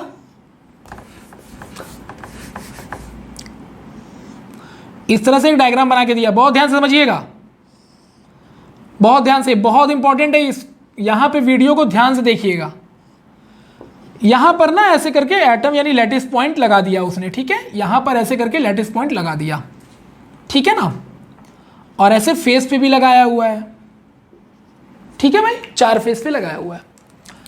इसके बाद ध्यान से देखिएगा, यहां पर एटम रखे हुए, ये देखो यहां पर इस जगह पे भी एटम रखे हैं बेटा, ठीक है, ये ऐसे रखे हुए एटम, ठीक है। द क्वेश्चन इज कि अगर ये ब्लू सर्कल वाला जो है वो अगर ए नाम का एटम है, और ये जो ब्लैक वाला है ये जो स्क्वायर फॉर्म में बना है अगर ये बी नाम का एटम है, ध्यान से सुनिए, अगर ब्लू सर्कल वाला ए नाम का एटम है और बी वाला जो है वो बी नाम का एटम है, और पोजीशन आपको डायग्राम में दे दिया, वो बताएगा नहीं कि कहां कहां, खुद ही डायग्राम दे ही रहा भाई। तो कह रहा बताओ इस क्रिस्टल फॉर्म का फॉर्मूला क्या होगा, करेक्ट, ये क्वेश्चन तुम्हें दे रहा है। डन, तो कैसे करेंगे, बहुत सिंपल, जो कह रहा है वो करो, लोकेशन पता तो तुम सब कुछ कर लोगे। तो बताओ बेटा ए कहां पर है, कॉर्नर पर है। हाँ तो सर ए जो है ना, अगर इसका हमको जेड फैक्टर निकालना, नंबर ऑफ एटम, वही तो फॉर्मूला बताएगा बेटा कि कितने एटम से फॉर्मूला, भाई नंबर ऑफ एटम निकलेगा वही फॉर्मूले को जस्टिफाई करेगा। तो ए का जेड फैक्टर कितना, तो सर एक कॉर्नर पर है, तो कॉर्नर वाले का शेयरिंग तो सर 1/8 × 8 होता है। हाँ सर बिल्कुल करेक्ट। और सर फेस वाले भी तो ए हैं और फेस वालों का शेयरिंग सर 1/2 होता है, ये भी करेक्ट। तो कॉर्नर वालों का शेयरिंग तो सर 1/8 × क्या सारे कॉर्नर पर है, 1 2 3 4, ओहो 5 6 7 पर है। सर 8वें वाले पे तो कॉर्नर पे है ही नहीं, तो सर लग रहा है उसने गलती कर दी, बना दे क्या। अरे नहीं बेवकूफ, ऐसा नहीं करना है, जैसा क्वेश्चन दे रहा है एट द मोमेंट वैसा करना है, क्योंकि उसने एटम मिस किया, यहां से जानबूझ के मिस किया है। तुम ये नहीं कह सकते हो प्रिंटिंग मिस्टेक है, ठीक है, उसने जानबूझ के मिस किया है। तब तुमसे पूछ रहा बताओ फॉर्मूले में क्या चेंजेस आ जाएगा, और मिस कर देगा तो तुम बोलोगे सर क्रिस्टल तो फिर गलत हो गया। गलत नहीं, डिफेक्ट आ गया, और डिफेक्ट तो हम जानते आता है क्रिस्टल में। तो ये मिस कर दिया बेटा, तो 1/8 × कितना हो जाएगा बताओ, 7, ठीक है यहां तक। तो एक कॉर्नर का शेयरिंग बेटा 1/8 है, इंटू हम 8 करते थे क्योंकि 8 कॉर्नर पर एटम हुआ करते थे, सब कुछ आपको पता है, लेक्चर में सब कुछ बता रखा हूं। लेकिन एक एटम बेटा यहां से कॉर्नर से मिस है, तो 7 ही एटम ना हुआ, 1 2 3 4 5 6 7, दैट्स अ वे। प्लस ए और कहां पर है बेटा, फेस पर भी है, फेस का शेयरिंग 1/2। बताओ कितने फेस पर है, 6 फेस पर है क्या, इसमें तो 6 फेस होते हैं, लेकिन सर हमें 1 फेस 2 फेस 3 फेस 4 फेस दिया है, तो सर 2 फेस में नहीं दिया, क्या करें सर, बना दे क्या। अरे नहीं यार, जैसा बोल रहा वैसा करो, यानी वहां से भी 2 आइटम उन्होंने मिस कर दिया है। तो यह ध्यान रखिएगा, अपना दिमाग मत लगाइएगा, जब भी जैसे वे में दिया जा रहा है न्यूमेरिकल, उसको उसी हिसाब से करना है ट्रैक। तो आपको तो लोकेशन पता, तो उस हिसाब से नंबर तो निकाल ही लोगे आप, चाहे कितना भी आइटम कम या ज्यादा दिया जाए। तो बेटा एक फेस के आइटम का शेयरिंग 1/2 हो गया, और टोटल फेस में कितने बेटा, 1 2 3 4, तो 4 हो गया। डन, तो ये आ गया 7/8 बच्चों, और ये आ गया 2 2 जा 4। डन बच्चों, तो कितना आ गया बताओ, 8 2 जा 16, सही है, और 16 7 23/8। आई होप एवरीथिंग इज क्लियर। मतलब यहां पर जो ए के एटम्स है ना, बड़े फ्रैक्शन फॉर्म में है यार, छोटे छोटे टुकड़े इधर उधर होंगे बिखरे हुए। खैर हमें क्या करना, हमको जो बोल रहा वो करेंगे, ठीक है। अच्छा बी एटम की बारी, तो बी के भी नंबर ऑफ एटम निकाले ताकि कंपोजिशन का फॉर्मूला क्लियर हो जाए। ठीक है, तो यहां सर, तो सर देखो ना बी कहां पर, अरे सर ये तो एज लेंथ होता है, हाँ करेक्ट है, तो बी सर एज लेंथ पर है। सर एज लेंथ का शेयरिंग आपने बताया था 1/4 होता है, यस करेक्ट 1/4 होता है। तो सर ये भी 1/4 होगा सर, करेक्ट बेटा, ये भी 1/4 होगा सर, ये भी करेक्ट, ये भी 1/4 होगा सर, ये भी करेक्ट। और ये एच सेंटर बेटा देखो, ये एच के सेंटर पर है, एच के सेंटर में क्या होता है, ऑक्टाहेड्रल वाइड होता है, उस ऑक्टाहेड्रल वाइड पे कोई एटम इन्होंने रखा है बी नाम का। लेकिन क्या एच सारे एच सेंटर पर है, नहीं नहीं सारे एच सेंटर पे तो नहीं है, कितने पर है, केवल 1 2 3 4 पे, तो 4 ही की बात करेंगे। तो भैया इसका आगे 1/4 होता है एक का शेयरिंग, चूंकि 4 एच सेंटर पर तो इंटू 4, डन बेटा। तो कितना आ गया 1, दैट्स इट सर। अब फॉर्मूला निकाल दो, तो फाइनली बताओ ए का क्या आ गया वैल्यू 23/8 और बेटा बी का कितना आ गया only 1। I hope everything is clear. लेकिन सर कभी भी हम किसी भी क्रिस्टल का फॉर्मूला ऐसे नहीं लिखते हैं, हमेशा फ्रैक्शन में कभी नहीं लिखा जाता, जब भी लिखेंगे किसमें लिखेंगे राउंड नंबर में। तो कैसे करें सर इसको, तो हम इसमें 8 का मल्टीप्लाई कर दें, हम ऐसे ही करते हैं ना रेशियो को फिक्शन बनाने के लिए, तो फ्रैक्शन को रियल नंबर में बनाने के लिए या कह लो होल नंबर बनाने के लिए मल्टीप्लाई कर देंगे दोनों तरफ सेम रेशियो में, ऐसा हो सकता है। तो बेटा 8 से 8 कट गया, तो आ गया A23B8। This is the exact formula of this unit type of the crystal. ये देखिए, तो कभी भी कुछ भी आपको दे रहा है ना डायग्राम बना के, या कुछ बोल रहा है थ्योरिटिकली, तो कुछ एटम अगर मिस कर रहा है तो जानबूझ के कर रहा है, वो जानना चाहता है कि अगर मैं ये एटम यहां से हटा दूं, वहां से ये कर दूं, ऐसे ये कर दूं, तो क्या क्या फॉर्मूले चेंज कर सकते हो। तो इसमें क्या है कि जब आपको लोकेशन सारे पता है, जैसे आपको पता चला अच्छा एच सेंटर, सर ने बोला था एच सेंटर पे तो ऑक्टाहेड्रल वाइड, तो उसका शेयरिंग 1/4 होता है, खट से हो गया आंसर। तो बस लोकेशन का जिसको पता है वो every type of the numerical वो आराम से कर लेगा। और इसी तरह के न्यूमेरिकल को कहते हैं मिसिंग एटम न्यूमेरिकल्स। आप देख सकते हो एटम को मिस कर करके क्वेश्चन बनाता रहेगा। ठीक है, डन। चलो तो ये एक क्वेश्चन हो गया हमारे पास। ठीक है, ऐसा ही पता है एक क्वेश्चन ना आईटी एडवांस में पूछा था भाई, ऐसा ही क्वेश्चन एक आईटी एडवांस में पूछा था, समझ रहे हो। अब अगर आप इसे करना चाहते हो देन यू कैन डू। देखो तो एक डायग्राम बना देता हूं मैं, और इसमें मैं देखना मेरे डायग्राम बनाने से पहले आपको क्वेश्चन सोल्यूशन आ जाना चाहिए, मतलब डायग्राम बना नहीं कि आपका आंसर खट से आ जाना चाहिए। ठीक है, देखो भाई एक ऐसा यूनिट सेल बना के दे दिया मुझे, ये कॉर्नर ऐसे लगे हुए बेटा, बच्चों बोलना चाहता हूं यार, बेटा बेटा निकल जाता, चलो कोई नहीं आप लोग समझते हो। ठीक है, ये हो गया, ये फेस पे भी एटम लगे हुए, देखो इस बार ना फ्रंट और बैक, ये देखो फ्रंट बेस दोनों फेस में लगे हुए, देखो ये हो गया ये वाला और ये फ्रंट बैक, ठीक है लगे हुए हैं। इस बार यहां एज लेंथ पे भी लगे हुए हैं और एक एज ये देखो यहां पे, ठीक है बॉडी के बिल्कुल सेंटर पे, और ये यहां पे यहां पे यहां पे यहां पे, डन है। अब कहा गया कि इसका ना फॉर्मूला बताइए, यानी इस क्रिस्टल का कंपोजिशन फॉर्मूला बताइए, जहां पर ये सर्कल जो है ये ए है और जो ये इस तरह से है ये बी है, तो इसका फॉर्मूला बता दीजिए। मैं आईटी एडवांस का ही पूरा कॉन्सेप्ट उठा लूं क्या? चलो, इसको बोला था उस लोगों ने एम और इसको बोला था एक्स। अब बताइए फॉर्मूला। तो सर बड़ा आसान है, ये जो सर्कल वाले हैं वो कहाँ कहाँ है? कॉर्नर पे, तो कॉर्नर वाले का शेयरिंग सर 1/8 होता है, डन सर। और फेस वाले में भी ये सर गोल वाला एम ही है ना, फेस वाले का शेयरिंग 1/2 होता है। तो एम का वैल्यू कितना आ गया बताओ? 1/8 इंटू क्या सारे कॉर्नर पर है, 1 2 3 4 5 6 7, यस सर सारे पर है, कोई दिक्कत नहीं। प्लस फेस वाले का शेयरिंग 1/2 होता है बेटा, क्या सारे फेस पर है? 1 2 3 4 5 6, यस सारे फेस में, यहाँ कोई मिसिंग एटम नहीं है। तो ये 1 हो गया, ये 2 3 या 6 हो गया, कितना आ गया बेटा? 4। ठीक है सर। अच्छा एक्स की वैल्यू बताओ तो। अरे सर एक्स वाले तो एच सेंटर पे, सर एच सेंटर का शेयरिंग 1/4 होता है। कितने एच सेंटर पर है? 1 2 3 4, तो 1/4 इंटू सर 4 हो गया।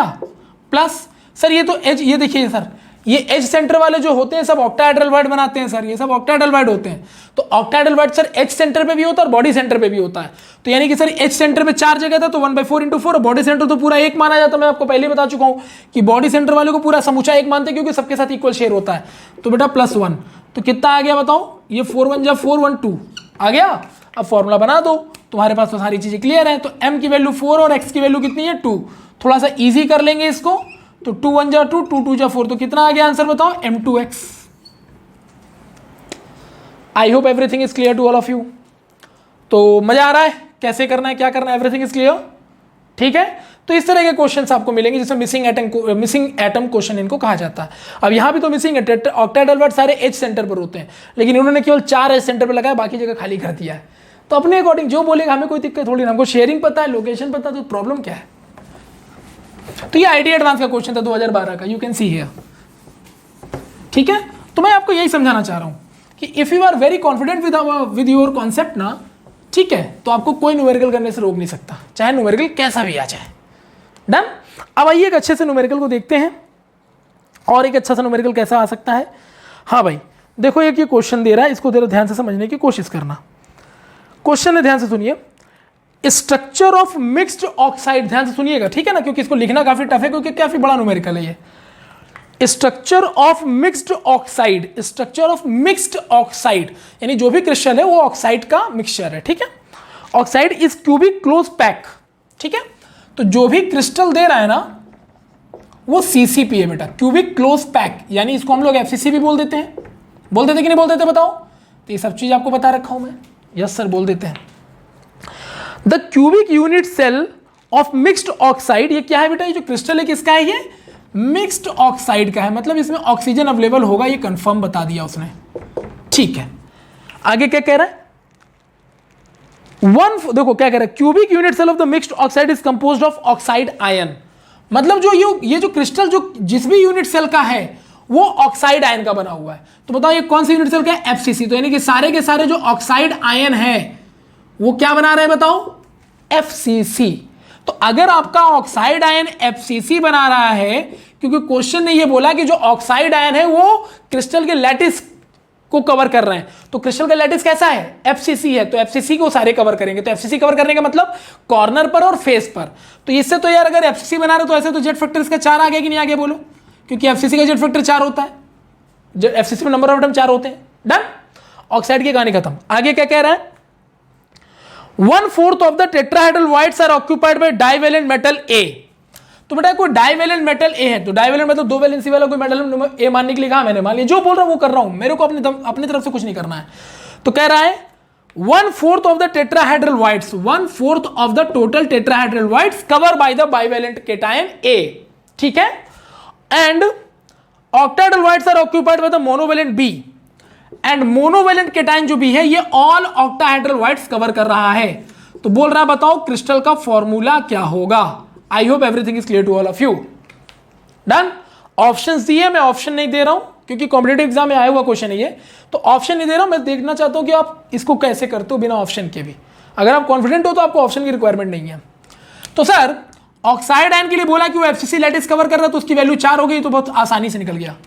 जो डाइवेलेंट केटायन है बेटा वो 1/4 ऑफ टेट्राहेड्रल व्हाइट कवर कर रहा है। बताओ ये एफसीसी क्यूब है ना, क्यूबिकल क्लोज पैकिंग, क्यूब में बेटा कितने डायगोनल होते हैं, 4। एक डायगोनल में 2 टेट्राहेड्रल व्हाइट, तो 4 में 8 हो गए, तो टोटल टेट्राहेड्रल व्हाइट कितना हो गया, 8। तो 4 2 जा 8, तो यानी यहाँ तो 2 ऐसे ही आ गया। 1/4 ऑफ द 8 हो गया ना टेट्राहेड्रल व्हाइट का, तो 2 हो गया कि नहीं हो गया। और ये टोटल ऑक्टाहेड्रल व्हाइट कवर कर रहा है, तो क्यूब में बेटा टेट्राहेड्रल अगर 8 है तो ऑक्टाहेड्रल कितना होता था, 4। तो ये सारे को कवर कर रहा, तो ये भी 4 हो गया। ये ऑल कवर है ना, कहीं मिसिंग नहीं, सबको कवर कर रहा B+ हमने, ओके। तो सर A+ की वैल्यू आ गई 2 और B+ की वैल्यू आ गई 4, तो फॉर्मूला बना देते हैं सर। तो A+ की वैल्यू है तुम्हारी 2 और B+ की वैल्यू 4 और ऑक्साइड की वैल्यू 4। जैसा जैसा कहा वैसा वैसा किया, हमारा फॉर्मूला आ गया। पहले चेक करो तो ये सब आयन से, तो क्या ये न्यूट्रल हो पा रहे हैं। जब भी आप न्यूमेरिकल करना याद रखना आयनिक न्यूमेरिकल्स में, आयंस वाले में, ठीक है। चेक कर लेना, जब तुम्हारे जो वैल्यू निकाल लो, जब तुम जेड फैक्टर निकालो, नंबर ऑफ एटम्स निकाल लो, तो जब वहां रखना ना, तो ये चेक कर लेना कि न्यूट्रल तो हो रहा है ना, क्योंकि क्रिस्टल को न्यूट्रल होना जरूरी, तभी तुम्हारा आंसर करेक्ट माना जाएगा। तो ये तुम्हारे आंसर को क्रॉस चेक करने का तरीका भी, तो न्यूट्रल है कि नहीं चेक करो। चलो न्यूट्रल चेक करते हैं। 4 - 2 कितना हो गया, माइनस का 8 हो गया। 4 1 जा 4 और 2 2 जा 4, 4 देखो 2 2 जा 4 प्लस का, 4 1 जा 4 प्लस का, 4 4 8, 4 2 जा 8 -8, यस सर न्यूट्रल है। तो इसका मतलब आंसर करेक्ट है। चलो तो इसको क्या लिख दे बताओ, A2 B4 O4, थोड़ा शॉर्ट में लिखे सर, 2 1 जा 2, 2 2 जा 4, 2 2 जा 4, तो आंसर क्या आ गया बताओ, AB2O2। This is the correct answer of this option. तो जो 4 ऑप्शन है उसमें से जहां ये ऑप्शन होगा वही आंसर ही करेक्ट होगा। तो हमें ऑप्शन का वेट ही नहीं करना, because I am completely confident with our concept. I hope everything is clear, please note down. मजा आया। चलो तो मिसिंग एटम वाले क्वेश्चन अब समझ में आ रहा होगा कि वो मिसिंग एटम में क्या होता है। कैसा भी डायग्राम देगा, कुछ एटम को मिस करेगा और आंसर को बोलेगा करने के लिए, तो वो आपको करना होगा। Am I clear to all of you. चलिए बहुत अच्छे। चलिए अब कुछ क्वेश्चंस और देखते हैं।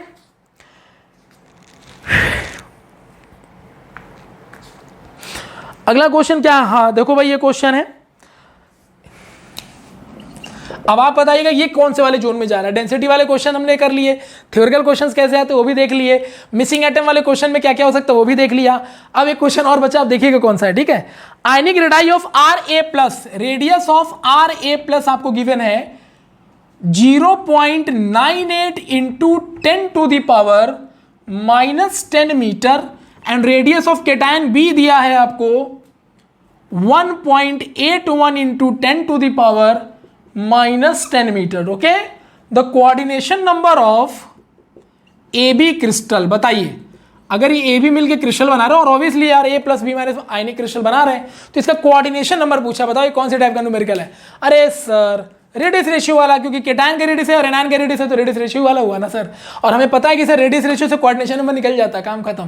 तो सर कैसे करें, तो सर केटायन का रेडियस रेशियो निकालते हैं ना। रेडियस रेशियो क्या होता था, R cation upon R anion, तो केटायन कितना है 0.98 इंटू 10⁻⁻10, ये कितना 1.81 इंटू 10⁻⁻10। हमें क्लियर दिखाई दे रहा है सर, ये मीटर मीटर में है तो सेम सेम तो कट ही गया, तो कितना आया 0.98, 1.81, डेसिमल से डेसिमल कट गया 98/181। सॉल्व करोगे तो बताओ इसका रेडियस रेशियो का जो रेंज है वो कितना आएगा, किस रेंज में जाएगा। तो 98 का 181 से डिवाइड करना है अगर तुम्हें, तो कितनी बार जाएगा 181 इंटू 8 टाइम जाएगा, आई थिंक सो, क्योंकि डेसिमल लगा के तुम करोगे ना यार भाई यहाँ डेसिमल लगा दोगे ऐसे, ये 181 है 98 से डिवाइड करना बेटा, तो डेसिमल लगा के 0 करोगे कि नहीं करोगे, तो यस सर बिल्कुल करेंगे। तो 980 तो 181 का कितने टाइम जाएगा, लगभग 8 टाइम जाना चाहिए, क्योंकि 181 इंटू अगर हम 8 करें तो 8 1 8 8 8 64, 4 6 कैरी 8 1 6, नहीं ज़्यादा हो जाएगा, 5 टाइम के आसपास जाएगा। चेक करो कितनी बार जा रहा है, तो 181 इंटू 5 1 5, 5 8 0 4, 5 1 4 9, 905, हाँ वही 0.5 के समथिंग जा रहा है, तो 0.5 के समथिंग जा रहा है। तो यार रेडियस रेशियो रेंज याद है तुम लोगों को, मैंने पूरा टेबल वगैरह रखा है तुमको, है ना। 0.414 से बराबर और 0.732 इस रेंज तक में जो भी रहते थे बेटा वो कौन होते थे, मुझे बता सकते हो क्या, ऑक्टाहेड्रल है, क्या होता था ऑक्टाहेड्रल। तो हमें 4 ऑप्शन दिया गया था कि इसका कोऑर्डिनेशन नंबर बताना है, तो भैया 4 ऑप्शन क्या पूछा, तो कोऑर्डिनेशन नंबर, तो हमको ऑप्शन की जरूरत है क्या, लेकिन फिर भी देखो देते हैं 2 6 4 8, बताओ तो बेटा। तो तुम्हारा रेडियस रेशियो रेंज जो आ रहा है वो 0.5 के आसपास आ रहा है, इससे आइडिया लग जा रहा है कि 0.5 इन्हीं के बीच में लाई करेगा। तो हम अगर इन्हीं के बीच में लाई करता था तो बेटा उसका कोऑर्डिनेशन नंबर होता था 6, क्योंकि वो ऑक्टाहेड्रल होता था। ओके सर, तो if it is an octahedral then coordination number should be 6, क्योंकि ऑक्टाहेड्रल 6 एटम से मिलकर बनता है, मैंने पूरा बना के दिखाया आपको, देन आंसर विल बी 6। मजा आ गया, आया। तो this is the way to define all this things, remember that. तो रेडियस रेशियो वाले क्वेश्चन ये हैं कि आपको 2 केटायंस एनायंस के रेडियस रेशियो देते, रेडियस देगा और बोलोगे कोऑर्डिनेशन नंबर बताओ, समझ रहे हो। हम रेडियस रेशियो रेंज से कोऑर्डिनेशन नंबर को जानते हैं आराम से, तो बता देंगे, क्या दिक्कत है। इवन दैट हमने ये भी बता दी कि ऑक्टाहेड्रल है, क्योंकि 6 आ रहा है, क्योंकि जो 0.5 है इस रेंज में जो भी आता है उसका कोऑर्डिनेशन नंबर 6 और ऑक्टाहेड्रल शेप होता है। कैसे पता आपको सर, टेबल जाके देखिए रेडियस रेशियो का, डन। चलो, तो क्वेश्चन उतने टफ नहीं होंगे जितना आप सोच रहे हैं। हाँ, कुछ क्वेश्चन में घुमा फिरा करके कॉम्प्लिकेट करने का कोशिश करेगा, लेकिन फिर भी कॉन्सेप्ट में अगर पकड़ मजबूत है तो क्वेश्चन में कितना भी घुमा फिरा ले, डजंट मैटर। हम डरते हैं थोड़ी ना यार, ठीक है, क्योंकि हमारे क्वेश्चन कॉन्सेप्ट क्लियर है तो डरने का कोई सवाल ही नहीं पैदा होता। अच्छा, जैसे एक क्वेश्चन देखो बिल्कुल रटा रटाया टाइप का दिया हुआ है, देखो क्वेश्चन क्या है, the calcium fluoride, the calcium fluoride, ठीक है, ये यूनिट स्ट्रक्चर है। Coordination number of the calcium and fluoride are, तो coordination number of calcium and fluoride are, calcium और फ्लोराइड का कोऑर्डिनेशन नंबर बताइए। ऑप्शन है 4:8, 8:4, 6:6 and 4:2। Can you tell me the answer. अरे सर ये तो बड़ा आसान है, CF2 सर, ये तो AB2 टाइप है सर, ये तो फ्लोराइड टाइप स्ट्रक्चर आपने पूरा टाइप्स ऑफ स्ट्रक्चर में करा रखा है। यस, मैंने करा रखा है कि जो AB2 वाले होते हैं फ्लोराइड टाइप होते हैं, और फ्लोराइड टाइप वाले स्ट्रक्चर में क्या हुआ था बताओ तो, जो केटायन होता है बेटा वो क्या कवर करता था, और F माइनस क्या कवर करता था? तो सर जो केटायन होता था ना आपका, वो पूरा FCC लैटिस बनाता था, और जो फ्लोराइड आयन होता था सर, वो ऑल टेट्राहाइड्रल वॉइड्स कवर करता था। मैंने आपको बोला था कि बस ये छोटी सी बातें, यानी लोकेशंस का थोड़ा ध्यान रखिएगा। सब लेक्चर में आपके पास है, खाली थोड़ा सा मेमोरी, मतलब दिमाग लगाना हल्का सा, खाली थोड़ा सा, कि यहाँ पर आपको थोड़ा सा लोकेशन का ध्यान रखना है। तो कितना आया भैया? तो ये 4 और ये ऑल ऑक्टेडाइल को तो 8 आ गया, तो 4:8 होना चाहिए था, लेकिन हमें ऑक्सीडेशन में कोऑर्डिनेशन में निकालना है। तो एक कैल्शियम 8 फ्लोरीन से बेटा अटैच है ना, क्योंकि इसका नंबर ऑफ एटम 4 आ रहा है, नंबर ऑफ एटम 8 आ रहा है, तो एक कैल्शियम 8 फ्लोरीन से अटैच है, तो कैल्शियम का कोऑर्डिनेशन नंबर 8 हो गया, और ये फ्लोरीन 4 कैल्शियम से अटैच है, जिसका 4 हो गया, तो रेशियो आ गया 8:4। समझ में आ रहा है? क्योंकि कैल्शियम 8 फ्लोरीन से अटैच है, तो कैल्शियम जितने, देखो कैल्शियम का कोऑर्डिनेशन नंबर कितना होगा? जितने से वो कम अटैच होगा, जितने से ज्वाइन होगा, तो 8 फ्लोरीन है, इसलिए 8 हो गया कैल्शियम का, फ्लोरीन का 4 हो गया। ठीक है, और वैसे भी बता रहेगा तो फ्लोराइड का 8:4 होता है। अगर जिसको पता था खट से मारा, टाइम आगे क्यों, टाइम क्यों निकालना है इतना लगा के बताना क्यों? और ऑब्जेक्टिव पेपर में तो सबसे बड़ी समस्या ये है कि हमें बताना ही नहीं पड़ता कि मैंने सॉल्व कैसे किया है। भाई सामने वाले को खाली किससे मतलब होता? गोले से, गोला भर दो, काम खत्म। ठीक है, चलो, मजा आ रहा है आप लोगों को? चलिए एक अच्छा सा क्वेश्चन और देखते हैं कहीं से। हो, चलिए बताइएगा। ये क्वेश्चन अच्छा क्वेश्चन है, ये आईटी वाले रिलेटेड जो क्वेश्चंस होते हैं इनको कर लेते हैं। ठीक है,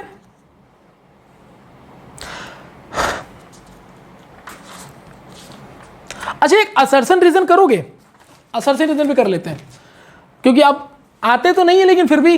ठीक है, देखो क्या है, ये सुनिएगा ध्यान से। Group 13 doped crystal of silicon are called p type semiconductor. मतलब सिलिकॉन पर अगर ग्रुप 13 का डोपिंग करेंगे, स्टेटमेंट नंबर 1 ये है कि अगर हम सिलिकॉन में ग्रुप 13 का डोपिंग करेंगे तो ये पी टाइप सेमीकंडक्टर बनाएगा। यस और नो? सर सिलिकॉन में 14 होते तो लास्ट में 4 और 13 में लास्ट में 3, तो 3, अरे सर हाँ, सिलिकॉन के 4 तो 13 वाले के 3 ही से बॉन्ड बनाएंगे, तो हम पॉजिटिव कोटा आ जाएगा। Yes sir, p p p correct, statement 1 is correct. Okay, then उसका स्टेटमेंट 2 दे रहा है, positive holes are responsible for the semiconducting properties. Yes, p type में पॉजिटिव कोटर रिस्पॉन्सिबल होते हैं।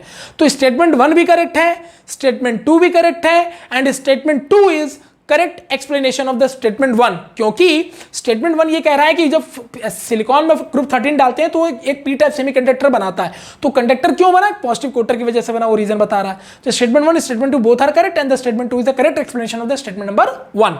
ये असर्शन रीजन वाले कॉन्सेप्ट है, आपको तो पता ही होगा। असर्शन रीजन के 4 ऑप्शन होते हैं, statement 1 correct, statement 2 also correct, and statement 2 is the correct explanation of the statement 1। ठीक है, ऑप्शन 2 क्या होता है? Statement 1 and statement 2 both are correct, but statement 2 is not correct explanation of the statement 1। Option C क्या होता है? Statement 1 statement 2 both are correct, and fourth option statement 1 is, sorry third option हो गया statement 1 correct, statement 2 wrong. Fourth option हो गया statement 2 wrong, statement 2 correct, statement 1 wrong. ठीक है, तो ये 4 ऑप्शन बड़े आसान टाइप के होते हैं। अरे ये वही वाली बात हो गई, आज बारिश हुआ तो रामू स्कूल नहीं गया, ये स्टेटमेंट है। या ऐसे बोलते हैं, पहले स्टेटमेंट है कि आज रामू स्कूल नहीं गया, अब असर्शन हो गया ये तो स्टेटमेंट। रीजन, आज बारिश हो रही थी, तो तुम बताओ क्या ये दोनों स्टेटमेंट करेक्ट हैं? हाँ, स्टेटमेंट 1 रामू स्कूल नहीं गया ये भी करेक्ट है, और ये करेक्ट हो सकता है कब? जब उसका कोई रीजन हो। तो रीजन क्या है कि बारिश हो रही थी, तो दैट्स ओके। यानी statement 1 is also correct, statement 2 is correct, and statement 2 is the correct explanation of the statement 1 कि रामू स्कूल क्यों नहीं गया। ठीक है, तो ये होते हैं असर्शन रीजंस। ठीक है, चलो एक क्वेश्चन देखते हैं, ये देखो तो ध्यान से। ये IIT 2000 कितना क्वेश्चन है भाई? 5 का क्वेश्चन है। क्या कह रहा है? In which following crystal alternate tetrahedral voids are occupied. बताओ, alternate TVs are occupied in, बताओ alternate TVs are occupied in, alternate TVs बताओ कहां मिलेगा? NaCl में, ZnS में, CaF2 में, या Na2O में? बताइए, 2005 का क्वेश्चन है IIT का, बताइए। बड़ा आसान है यार। NaCl में तो सर पता है कि जो Na होता है ना सर, ये ऑल ऑक्टाहेड्रल वाइड कवर करता है, Cl जो है FCC लैटिस बनाता था। तो सर यहाँ तो कहीं टेट्राहेड्रल वाइड ये नहीं है, गलत। फ्लोराइड और एंटी फ्लोराइड इन दोनों में तो कोई भी नहीं होता, सारे टेट्राहेड्रल वाइड कवर होते हैं। अल्टरनेट कहाँ होते थे? जिंक सल्फाइड में, याद है? S माइनस FCC बनाता है बेटा, और जिंक सल्फाइड क्या करता है? अल्टरनेट टेट्राहेड्रल वाइड कवर करता है। इसीलिए यहां पर अल्टरनेट की वजह से इसकी जेड फैक्टर वैल्यू क्या होती है? 4, क्योंकि टेट्राहेड्रल तो 8 होता है, लेकिन इसकी वैल्यू क्या आती है यहाँ पे? 4, क्योंकि वो अल्टरनेट है। सर ये आपने कहाँ बताया था? पूरा लेक्चर में बता रखा है, टाइप्स ऑफ क्रिस्टल में चाहिए, एक बार अच्छे से ऑब्जर्व करिए, मजा आ जाएगा आपको। ये क्वेश्चन आपके लिए कुछ है ही नहीं, जबकि 2005 आईटी का क्वेश्चन है ये। देख रहे हैं आप क्वेश्चन का लेवल?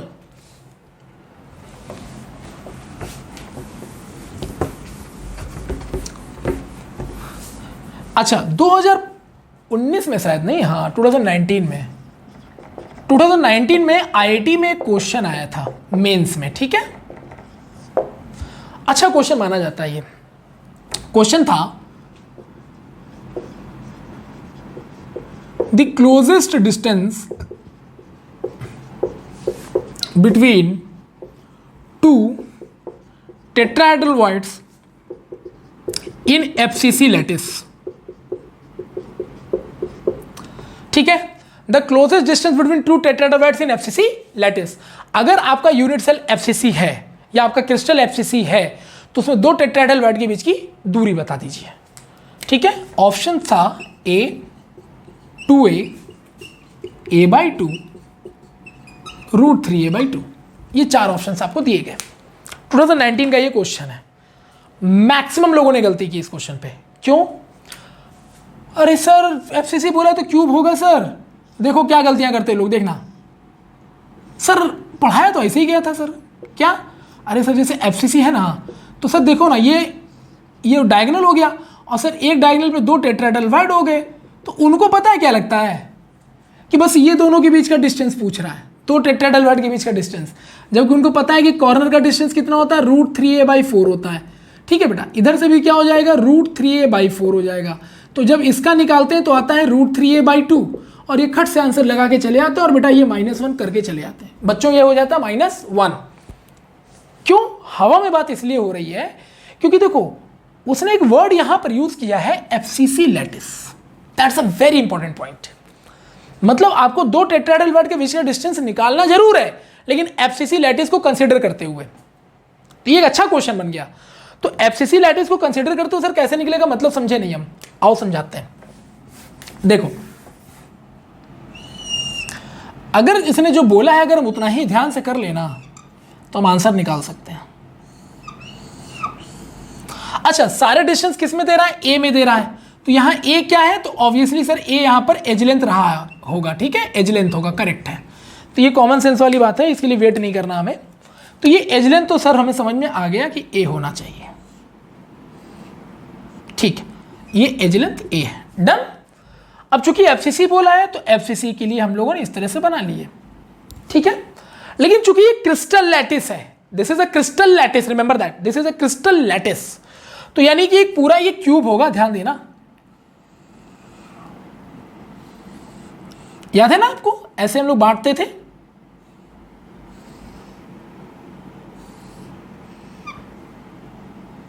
सही है। और ऐसे करके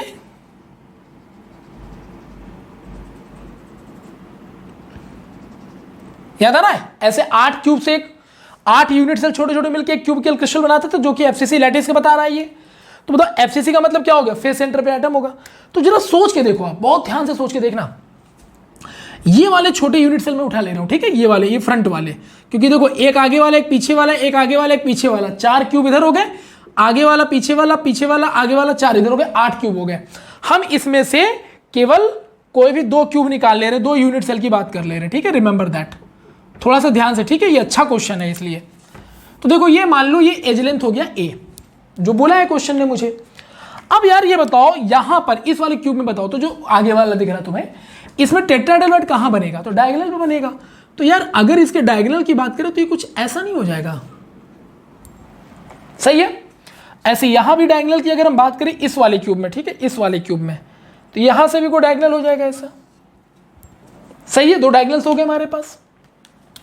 तो यहां जो टेट्राहेड्रल वॉइड है ना, और यहां जो टेट्राहेड्रल वॉइड है बेटा, इनकी बीच की दूरी आपसे पूछी जा रही है, वो भी कब, जब एफसीसी बनाएगा। तो एफसीसी का मतलब क्या होता है, फेस सेंटर पे एटम होनी चाहिए, है ना। तो अब ये बताओ अगर फेस सेंटर पर एटम लेंगे हम, ठीक है, तो फेस का देखो एटम कहां पर होगा, यहां होगा, ठीक है, ध्यान दीजिएगा, यहां होगा, ठीक है ना, एक इसके फेस पर होगा। तो ये देखो फेस वाले एटम हम ले रहे हैं यहां पे, ठीक है, ध्यान दीजिएगा। तो देखो यार ये 3 एटम हो गए और एक फेस का यहां पर एटम होगा। तो ये समझ में आ रहा है सर कि ये वाले जो 4 एटम है ना, देखना ये और ये, जब ये मिले होंगे सर ये, तो यहां पर कहीं टेट्राहेड्रल वॉइड्स आया होगा। ऐसे यहां पर भी देखो ये, ठीक है, ये, ठीक है, ये और ये, तो ये भी सर ऐसे 4 मिले होंगे, तो यहां पर एक टेट्राहेड्रल वॉइड्स आया होगा। यू कैन सी नाउ, दिख रहा है आपको? तो थोड़ा सा कॉम्प्लिकेटेड होगा क्योंकि आपको थोड़ा सा विजुलाइज अच्छा करना पड़ेगा। तो एफसीसी लैटिस बोला है ना, तो बिना एफसीसी एटम के यूज के आप टेट्राहेड्रल वॉइड नहीं बनाएंगे, ये कहने का मतलब है पूरा पूरा। समझ में आ गया? बिना फेस सेंटर वाले एटम को यूज किया आप टेट्राहेड्रल वॉइड नहीं बनाएंगे, क्योंकि इसने ये वर्ड यहां कंसीडर कर लिया है। नहीं तो जनरली तो टेट्राहेड्रल वॉइड कैसे बनता था 3D में, तो हम लोगों ने बड़ा आसानी से बना लिया था। याद है आपको? पूरा डायग्राम आपको मैंने बना के दिखाया था क्लास में कि टेट्राहेड्रल वॉइड का डायग्राम कैसा था। तो ऐसा हम लोगों ने ना बड़ा नॉर्मली ऐसे कोने वाले एटम ले लिए और बना डाला। कैसे? ये और ये देखो, तो ये बना लिए थे बेटा, तो यहाँ सेंटर में टेट्राहेड्रल वॉइड आ गया था। ये देखो आ गया था ना, लेकिन मैंने खाली कॉर्नर वाली ली है। लेकिन इस बार उसने मुझे मजबूर कर दिया कि नहीं, एफसीसी लैटिस के साथ बनाओ, और ये लोग नहीं समझ पाते, तो इसलिए इसने एफसीसी वर्ड यूज किया ना कि द क्लोजेस्ट, ऐसे बोल देता the closest distance between 2 tetrahedral void, तो खट से √3/2 आ जाता। नॉर्मल केस में यही होगा। लेकिन जब लैटिस कंसीडर कराने के लिए बोल देता है ना, तो आपको लैटिस के साथ ही एफसीसी, मतलब जिस लैटिस के साथ बोलेगा उसके साथ टेट्राहेड्रल वॉइड आपको कंसीडर करना पड़ेगा। The problem is that. Done? So this is the issue कि जो एफसीसी वाले एटम्स है ना बेटा, इनको लेकर के ही तुम टेट्राहेड्रल वॉइड कंसीडर कर सकते हो। तो अगर यहां एक तुमने एफसीसी ले लिया तो एक टेट्राहेड्रल वॉइड यहां आ गया, क्योंकि 4 एटम यहां पर बन जाएंगे। क्योंकि आगे पीछे देखो फेस में क्या होता है, आगे वाला एटम और पीछे वाला एटम तो कंसीडर नहीं होगा, जो चारों फेज होंगे वही ना बनाएंगे। जैसे कमरे का देखो, 1 सेंटर, 2 सेंटर, 3 सेंटर, 4 सेंटर, तो बीच में आ गया टेट्राहेड्रल वॉइड। ठीक, 4 से टेट्राहेड्रल वॉइड, क्योंकि टेट्राहेड्रल वॉइड का कोऑर्डिनेशन में 4 होता है। तो अगर एक टेट्राहेड्रल वॉइड ये बेटा और एक टेट्राहेड्रल वॉइड यहां बनेगा इन चारों एटम की मदद से, तो जरा गौर करो, तो हमें इन दोनों के बीच का डिस्टेंस निकालना था, ये वाला। ध्यान दीजिएगा, हमें ये दोनों टेट्राहेड्रल वॉइड के बीच का डिस्टेंस निकालना था। ये देखो ये वाला, ये जो दोनों आगे वाले क्यूब के दोनों टेट्राहेड्रल वॉइड के बीच का डिस्टेंस पूछा जा रहा है, जो कि फेस सेंटर एटम से बने हुए हैं। ठीक, तो अब ये आ गया।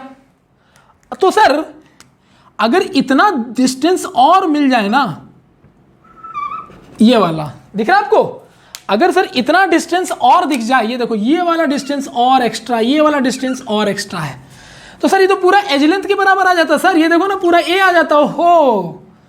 तो अब यार यहां कॉमन सेंस काम करेगा। ये कितना होगा, ये कितना होगा बोलो? तो सर इस वर्टेक्स से टेट्राहेड्रल वॉइड के बीच की दूरी सर आपने बताई थी कि पूरे का a/4 होता है। अरे यार याद है ये वाला, ये कॉर्नर से यहां तक की दूरी कितनी थी? √3a/4। ये √3 क्यों बेटा? क्योंकि पूरा बॉडी डायगोनल √3 होता है। तो जो भी डिस्टेंस ये लेंथ होगा ना, उसका 1/4 एरिया पे टेट्राहेड्रल वॉइड होगा। देख रहे हो पूरा डिस्टेंस √3 है, तो उसके √3/4 पर हो गया। तो अगर ये बेटा पूरा डिस्टेंस a है, तो इस वर्टेक्स से यानी कॉर्नर से यहां की डिस्टेंस कितनी होगी बोलो? यहां की डिस्टेंस हो जाएगी बेटा √3 बोल रहा हूं, a/4। डन? तो बताओ बेटा ये वाली डिस्टेंस कितनी आ जाएगी? a/4, क्योंकि इस वर्टेक्स से टेट्राहेड्रल वॉइड के बीच की दूरी, क्योंकि ये तो कॉमन है ना, ये सब जगह प्रूव्ड है कि एक कॉर्नर से टेट्राहेड्रल वॉइड के बीच की दूरी हमेशा √3/4 होती है डायगोनल पे। अगर डायगोनल √3/4 है, तो यहां तो फेस एटम से बना रहे हैं, तो हम कॉर्नर से अगर डिस्टेंस लेंगे तो वो भी वही रहेगा। ये पूरा एज लेंथ कितना बताओ? a है, a के बराबर है। तो ये अगर a है तो इस कॉर्नर से यहां तक का उस लेंथ का /4, तो ये भी बेटा यहां से लेके इस एज लेंथ तक का a/4। डन? तो बताओ फिर ये कितना हो गया? बताओ भाई ये कितना हो गया? तो a/4 तो ये कितना है? तो निकाल लो, ये वाला मान लो इसके बीच का x डिस्टेंस है बेटा। ठीक है, तो ये ऐसे तोड़ लो, p q r s। तो बताओ ps कितना है? a है। तो क्या ps बराबर ये लिखा जा सकता है? pq प्लस qr और प्लस rs। मजा आ रहा है? तो ps तो सर a हो गया। pq कितना? pq p से लेके सर q, सर ये देखो ना वर्टेक्स से कॉर्नर का डिस्टेंस कितना हो जाएगा? तो टोटल डिस्टेंस का 5/4 पर टेट्राहेड्रल वॉइड होता है, तो a/4। अच्छा बताओ ये क्या है? qr, दो टेट्राहेड्रल वॉइड, सॉरी ये दो टेट्राहेड्रल वॉइड के बीच की दूरी qr, r यहां होना चाहिए। q और r दो टेट्राहेड्रल वॉइड की दूरी ये तो निकालनी है। rs बताओ भाई? rs तो इस वर्टेक्स से यहाँ तक टेट्राहेड्रल के बीच की दूरी भी a/4 ही होगी। तो निकाल लो कितना आ जाएगा, QR equal to a/2। Okay sir, then the correct option should be C। This is the question of the IIT mains 2019। हालांकि इसमें इतना भी दिमाग नहीं लगाना था, कॉमन सेंस। सर एक वर्टेक्स से यहाँ तक की दूरी जो बताई थी आपने, जो भी डिस्टेंस होता है वो 1/4 होता है। अगर वो डिस्टेंस √3 है, बॉडी डायगोनल, तो √3 का 4 हो गया। कोई और डिस्टेंस होता तो उसका 1/4 हो जाता। तो यहाँ समझ में आना चाहिए कि सर फेस कंसिडर अगर हम करेंगे तो दो क्यूब के फेस तो कंटिन्यू होते हैं सर, तो टोटल तो एज लेंथ A होगा। तो फेस में तो सर जो टेट्राहेड्रल होगा फेस का हम ऐसे बनाएंगे तो कहीं टेट्राहेड्रल यहाँ आएगा, तो उसमें भी कॉर्नर से लेकर के टेट्राहेड्रल की दूरी टोटल एज लेंथ A है ना सर, तो A का 4 होगा। तो उधर भी एक टेट्राहेड्रल बनेगा तो उसका भी a/4 होगा। तो सर बीच वाले का कितना होगा, तो अगर ये a/4 ये 2 आंसर। तो इतना दिमाग नहीं लगाना, लेकिन मैंने इसको एक्सप्लेन करने के लिए इतना कुछ किया है। आप चाहो तो गूगल वूगल कर लेना, अलग अलग तरह के लोग बना के वीडियो डाले हुए हैं, लेकिन किसी को कुछ समझ में नहीं आ रहा, डायरेक्ट a/4 कर रहे हैं। लेकिन this is a reason actual. ठीक है, चलिए। तो इसको अच्छे क्वेश्चन की कैटेगरी में ला सकते हैं, क्योंकि बहुत सारे लोगों ने इस क्वेश्चन को गलत कर दिया था। √3 a/2 लिख करके चले आए थे, मतलब उन्होंने नॉर्मल बना दिया था, लेकिन उसने FCC कंसीडर कराने के लिए बोला था, तो हमें FCC कंसीडर करना पड़ेगा। तो जो टेट्राहेड्रल बनाएगा वो FCC वाले एटम से ही मिलके बनाना पड़ेगा, मेरी मजबूरी बन गई वो। ठीक है, चलिए। तो भैया IIT मेंस के क्वेश्चन ऐसा भी नहीं कि बहुत ही ईजी होते हैं। ठीक है, अगला देखो क्वेश्चन क्या कह रहा है। CSBR has the BCC structure. ध्यान से सुनिएगा, ये भी IIT का क्वेश्चन है 1995 का। CSBR, ठीक है, CSBR structure with edge length. CSBR कौन सा स्ट्रक्चर रख रहा है, BCC स्ट्रक्चर बेटा। ठीक है, CSBR का स्ट्रक्चर कौन सा है, BCC है, और इसका जो एज लेंथ दे रहा है वो 43 पिकोमीटर दे रहा है। डन, इतना कहानी है कि CSBR जो है BCC जैसा, इतना बोल दिया मेरे लिए बहुत है। A 43 मीटर है। The shortest distance between the cations and ions, बताओ शॉर्टेस्ट डिस्टेंस। बोला था ना शॉर्टेस्ट वाले question, nearest, shortest distance between CS+ and BR-। ये क्वेश्चन पूछा IIT वालों ने। CSBR BCC है, तो भैया आपको पता होगा CSCl टाइप स्ट्रक्चर है एक तरीके से। और CSCl में क्या होता था, जो केटायन होता था बेटा वो बॉडी सेंटर पर होता था, है ना। कहाँ होता था, बॉडी सेंटर पे। और Br जो होता था बेटा वो कॉर्नर पर होता था। सर आपको इसको कैसे पता, अरे बेटा मैंने तुमको पढ़ा रखा है, थोड़ा सा फोकस करके ध्यान से देखो मेरे लेक्चर को, सब कहानी खत्म है। सर तो बॉडी सेंटर और कॉर्नर पर, इनके बीच का शॉर्टेस्ट डिस्टेंस यार तो आइडिया लग रहा है सर, बड़ा आसानी से लग रहा है, देखो ना सर। तो अगर इसको विजुलाइज कर लो तो बनाना ना पड़े, और बनाना चाहो तो थोड़ा सा और कॉन्फिडेंट हो जाओगे, लेकिन विजुलाइज कर लोगे जल्दी ना तो टाइम वेस्ट कम होगा। तो कॉर्नर और ये वाला देखो, ये केटायन है बेटा और ये सब एनायंस है। ऐसा ही होता है CSCl का स्ट्रक्चर, और CSCl भी लाइक CSBR। उसमें BCC बोला तो BCC क्या होता है, एक सेंटर पे बॉडी एटम होता है, बाकी कॉर्नर वाले, तो ये तो BCC होता है। सर आपको कैसे पता चला कि सेंटर पे केटायन ही आएगा, अरे यार सेंटर है, बहुत छोटा होगा, ये बहुत कम स्पेस होगा, तो वहाँ छोटा आयन ही तो जाएगा, तो केटायन ही ना जाएगा, इतना तो कॉमन सेंस होना चाहिए। ठीक है, तो क्या पूछा है, shortest distance between CS+ and BR-। तो CS+ तो ये हो गया बेटा केटायन वाला, और BR- ये हो गया, तो शॉर्टेस्ट डिस्टेंस तो ये हो गया सर, चाहे ये ले लो या ये ले लो, है ना, है ना। तो बताओ ये डिस्टेंस कितना होता है। अरे सर तो ये तो सर पूरा क्या है, बॉडी डायगोनल है ना सर, ये बॉडी डायगोनल है ना सर, और यहाँ सेंटर पर है ना केटायन सर, तो बॉडी डायगोनल तो सर √3 होता है ना सर, तो इसका हाफ हो जाएगा ना सर। तो ये डिस्टेंस कितना हो जाएगा सर, √3a/2 हो जाएगा सर। अगर एज लेंथ A मान लिए है सर, एज लेंथ बोला है मानने के लिए, तो हम क्या करें सर। तो बताओ ये डिस्टेंस एनायन और केटायन के बीच में कितना आ गया, √3a का हाफ हो जाएगा। तो distance between RCS+ and RBr- बराबर √3a/2। करेक्ट है ना, डन। क्योंकि इसका रेडियस लोगे R- और इसका केटायन का रेडियस लोगे बेटा R+, तो यही ना डिस्टेंस हो गया R- R+, है ना। तो √3/2 into A 43 picometer. I hope everything is clear now. So you can do like that and you will get the answer. कर पाओगे, √3 की value 1.732 into 43 divided by 2 picometer. Solve it and get your answer. And this is the simple calculation of the mathematics you know very well. ठीक, सो इस तरह के भी question हमारे पास आ सकते हैं। शॉर्टेस्ट डिस्टेंस, जैसे हमने क्या पूछा, दो टेट्राहेड्रल के बीच का शॉर्टेस्ट डिस्टेंस पूछा था एफसीसी में, लास्ट वाला क्वेश्चन। यहाँ क्या पूछ लिया कि अगर सीएसबी और बीसीसी टाइप स्ट्रक्चर है तो बताइए एक केटायन और एनायन के बीच का क्लोजेस्ट डिस्टेंस कितना होगा। तो सबसे क्लोजेस्ट तो यही हो सकता है। मजा आ गया, ठीक। तो जितने भी मैंने आपको क्वेश्चंस इंट्रोड्यूस कराए सॉलिड स्टेट में, हर तरह के क्वेश्चंस से मैंने आपको रूबरू करा दिया। अब आप इतना मान लीजिए कि जितने भी क्वेश्चंस आपने यहाँ देखे ना, this is the level of board exams, JEE mains and NEET. Board में तो खैर इतना ज़्यादा नहीं आएगा, लेकिन जेई मेंस और नीट का जो लेवल था वो हमने टच किया टाइप्स ऑफ क्वेश्चंस के मुताबिक। सारे क्वेश्चंस कराना इम्पॉसिबल है फिलहाल ऑनलाइन वीडियो लेक्चर क्लासेस में, ठीक है। हाँ, आपके डाउट्स है तो डाउट्स आप कमेंट सेक्शन में बता सकते हो, ठीक है ना, या किसी दिन मैं लाइव कर दूंगा तो उस दिन आप अपने डाउट्स क्लियर कर लेना। लेकिन I will try my best कि मतलब मैं ऐसा करूं कि ज़्यादा से ज़्यादा क्वेश्चंस कवर हो जाए मेरे, हमें लड़ाई झगड़ा ना करना पड़े, ज़्यादा से ज़्यादा क्वेश्चन हम कवर कर सकें। तो इसलिए मैं टाइप्स में डिवाइड कर दिया। अब आप इसको लगाइए, क्वेश्चन वेरिएशंस हो सकते हैं, अच्छे अच्छे वेरिएशंस आपको आईटी एडवांस में मिलेंगे देखने को, उसके लिए मैं लक्ष्य में आपको पढ़ाऊंगा ही। लेकिन ये कंफर्म है कि प्रयास पार्ट 1 में आपको ये कंफर्म हो चुका है कि क्वेश्चन सॉलिड स्टेट से अगर आएंगे तो कैसे आएंगे। या तो थ्योरिकल क्वेश्चन आएगा जो कि टाइप्स ऑफ क्रिस्टल बॉन्डिंग से मॉलिक्यूलर क्रिस्टल कौन है, आयनिक क्रिस्टल कौन है, ये से पूछेगा, या फिर डिफेक्ट से रिलेटेड क्वेश्चन, शॉर्टकी कैसे पहचाने, फ्रैंकल कैसे पहचाने, मेटल एक्सेस कैसे पहचाने, मेटल डेफिशिएंसी कैसे पहचाने, ठीक है। या फिर आपसे पूछ लेगा कि बताओ कंडक्टिविटी के बिहाफ पर क्या है, मैग्नेटिक प्रॉपर्टी के बिहाफ पर क्या, ऐसे क्वेश्चन बन सकते हैं, ठीक है। चलिए एक क्वेश्चन और देख लेते हैं कोई, है ना। अच्छे क्वेश्चंस बहुत हैं मेरे पास, कलेक्शन अच्छा है क्वेश्चंस का, but the question is that कि यार इतना टाइम होना भी बहुत रेयर होता है ना, ऑनलाइन क्लासेस में इतना ज़्यादा डिटेल में डिस्कस कर पाना बड़ा मुश्किल हो जाता है। अब ऑफलाइन में होता है क्या है कि जैसे आप लोग होते हो तो आप मेरे से शेयर कर लेते हो, लेकिन ये वीडियो क्लास है आपके लिए यूट्यूब पे, सो आई होप कि मैं आपको हर तरह के क्वेश्चंस करा सकूं, हर तरह के क्वेश्चन कर सके हम लोग, यही हम लोगों का एक कॉन्सेप्ट है भाई। आई होप एवरीथिंग इज क्लियर ना। तो चलो एक क्वेश्चन करते हैं, एक अच्छा क्वेश्चन मुझे मिल गया, ठीक है, एक अच्छा क्वेश्चन मुझे मिल गया। देखो क्वेश्चन क्या है,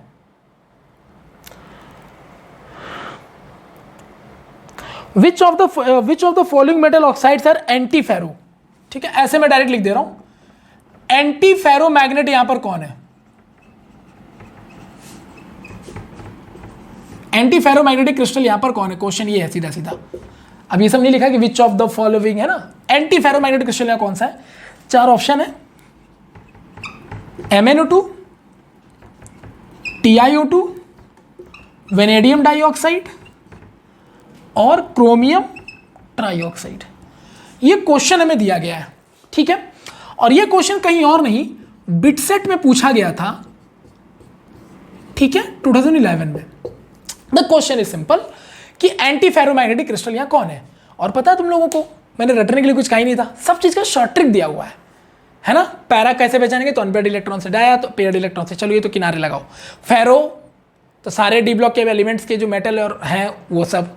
एंटी फेरो मैग्नीज के oxides are anti ferro. Answer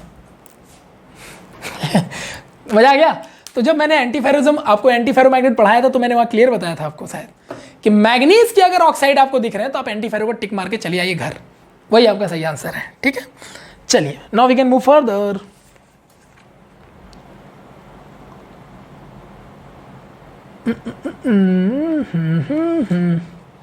एक क्वेश्चन और देखते हैं यार, है ना।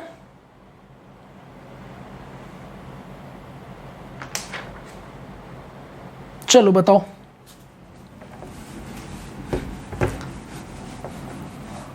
ये थोड़ा जल्दी करिएगा ना, मेरा डायग्राम बने और आपका आंसर आ जाए, बस ये चाहता हूं यार, मजा आ जाएगा फिर तो। सॉलिड स्टेट के क्वेश्चन को लेकर बिल्कुल कॉन्फिडेंट हो जाओ, आपका एक भी क्वेश्चन इसका गलत नहीं होने वाला, चाहे कैसा भी पेपर में क्वेश्चन आ जाए। मतलब आप इतना कॉन्फिडेंट हो जाओ कि कभी भी इधर से कोई क्वेश्चन आएगा ना, आई कैन, ठीक है। और वैसे भी यूट्यूब पे लेक्चर है यार, जमाने भर पड़ा हुआ, जब मन कर उठा के रिवाइज कर लो, ठीक है। न्यूमेरिकल भी रिवाइज कर लो कि कितने तरह के न्यूमेरिकल आते हैं, टॉपिक रिवाइज क्या चाहते हो जान लोगे क्या, ठीक है। चलो भाई, ये फ्रंट है ये बैक है, ठीक है भैया।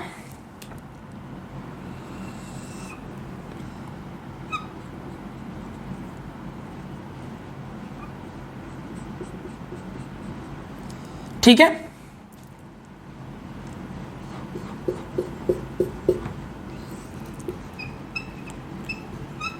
क्या हुआ बताओ, इसको रिमूव कर दिया, इस वाले फेस को रिमूव कर दिया, ठीक है पूरा।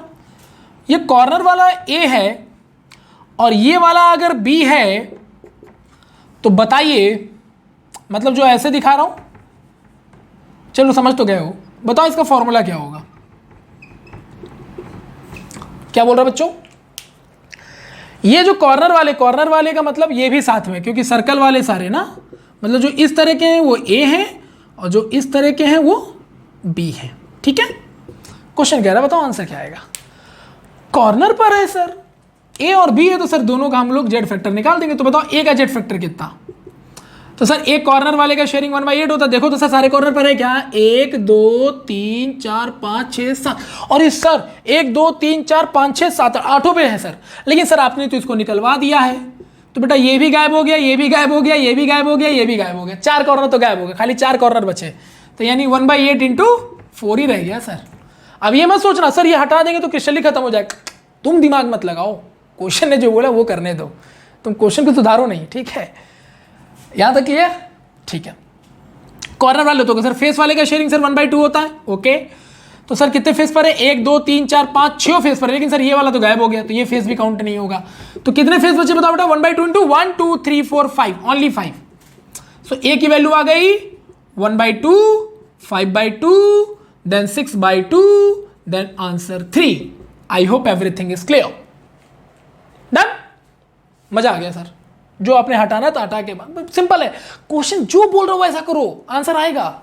बताओ बी की वैल्यू बताओ, अरे सर बी जो है ना, बी का जेड फैक्टर, अरे सर तो डायगोनल पे पड़ा हुआ है, डायगोनल पे तो टेट्राहेड्रल वाइड होता है सर, और एक डायगोनल पे 2 टेट्राहेड्रल वाइड है सर, तो दोनों टेट्राहेड्रल वाइड है, और इसके हटाने से टेट्राहेड्रल वाइड को कोई नुकसान नहीं हो रहा, तो ये एज इट इज रहेगा। तो बताओ एक डायगोनल पर 2 टेट्राहेड्रल वाइड, तो बेटा ये क्यूब है ना, क्यूब में कितने डायगोनल होते हैं, 4, तो 8 हो गए, तो बी जेड फैक्टर वैल्यू 8 आ गई सीधे सीधे। कहोगे सर ये तो एक ही डायगोनल बनाया, 4 बना के कहां दिया है, अरे मेरे भाई दिस इज इंडिकेशन कि if diagonal one diagonal contain 2, तो ऑटोमेटिकली दैट 4 डायगोनल कंटेन 8। बना के दिखाने की जरूरत नहीं है, जो रिमूव कर रहा है वो जरूर आपको बता के दिखाएगा। दिस इज द आइडिया कि अगर एक डायगोनल में 2 टेट्राहेड्रल वाइड है, तो अगर इसमें 4 डायगोनल बनेंगे तो 4 में 8 होनी चाहिए। ऐसा थोड़ी ना हो सकता कि एक डायगोनल में 2 होंगे बाकी में होंगे ही नहीं, बनना है तो सब में बनेगा, दिस इज द कंडीशन। हाँ क्या रिमूव करना क्या रिमूव नहीं करना वो आपको क्वेश्चन डिफाइन कर रहा, तो कर दिया उसने, तो बी 8 आ गया। तो बताओ बेटा फॉर्मूला क्या आ गया, ए की वैल्यू आ गई 3, बी की वैल्यू आ गई 8, तो then your answer is A3B8। That's a way to define the question. I hope everything is clear to all of you, ठीक। सो ये भी मिसिंग एटम वाले क्वेश्चन हो गए, ज्यादातर क्वेश्चन इसी तरह के आते हैं आजकल एग्जाम में, ध्यान रखिएगा। तो ये हमारे पास टाइप्स ऑफ क्वेश्चन से रिलेट करता हुआ मैंने आपको क्वेश्चन दी, ठीक है।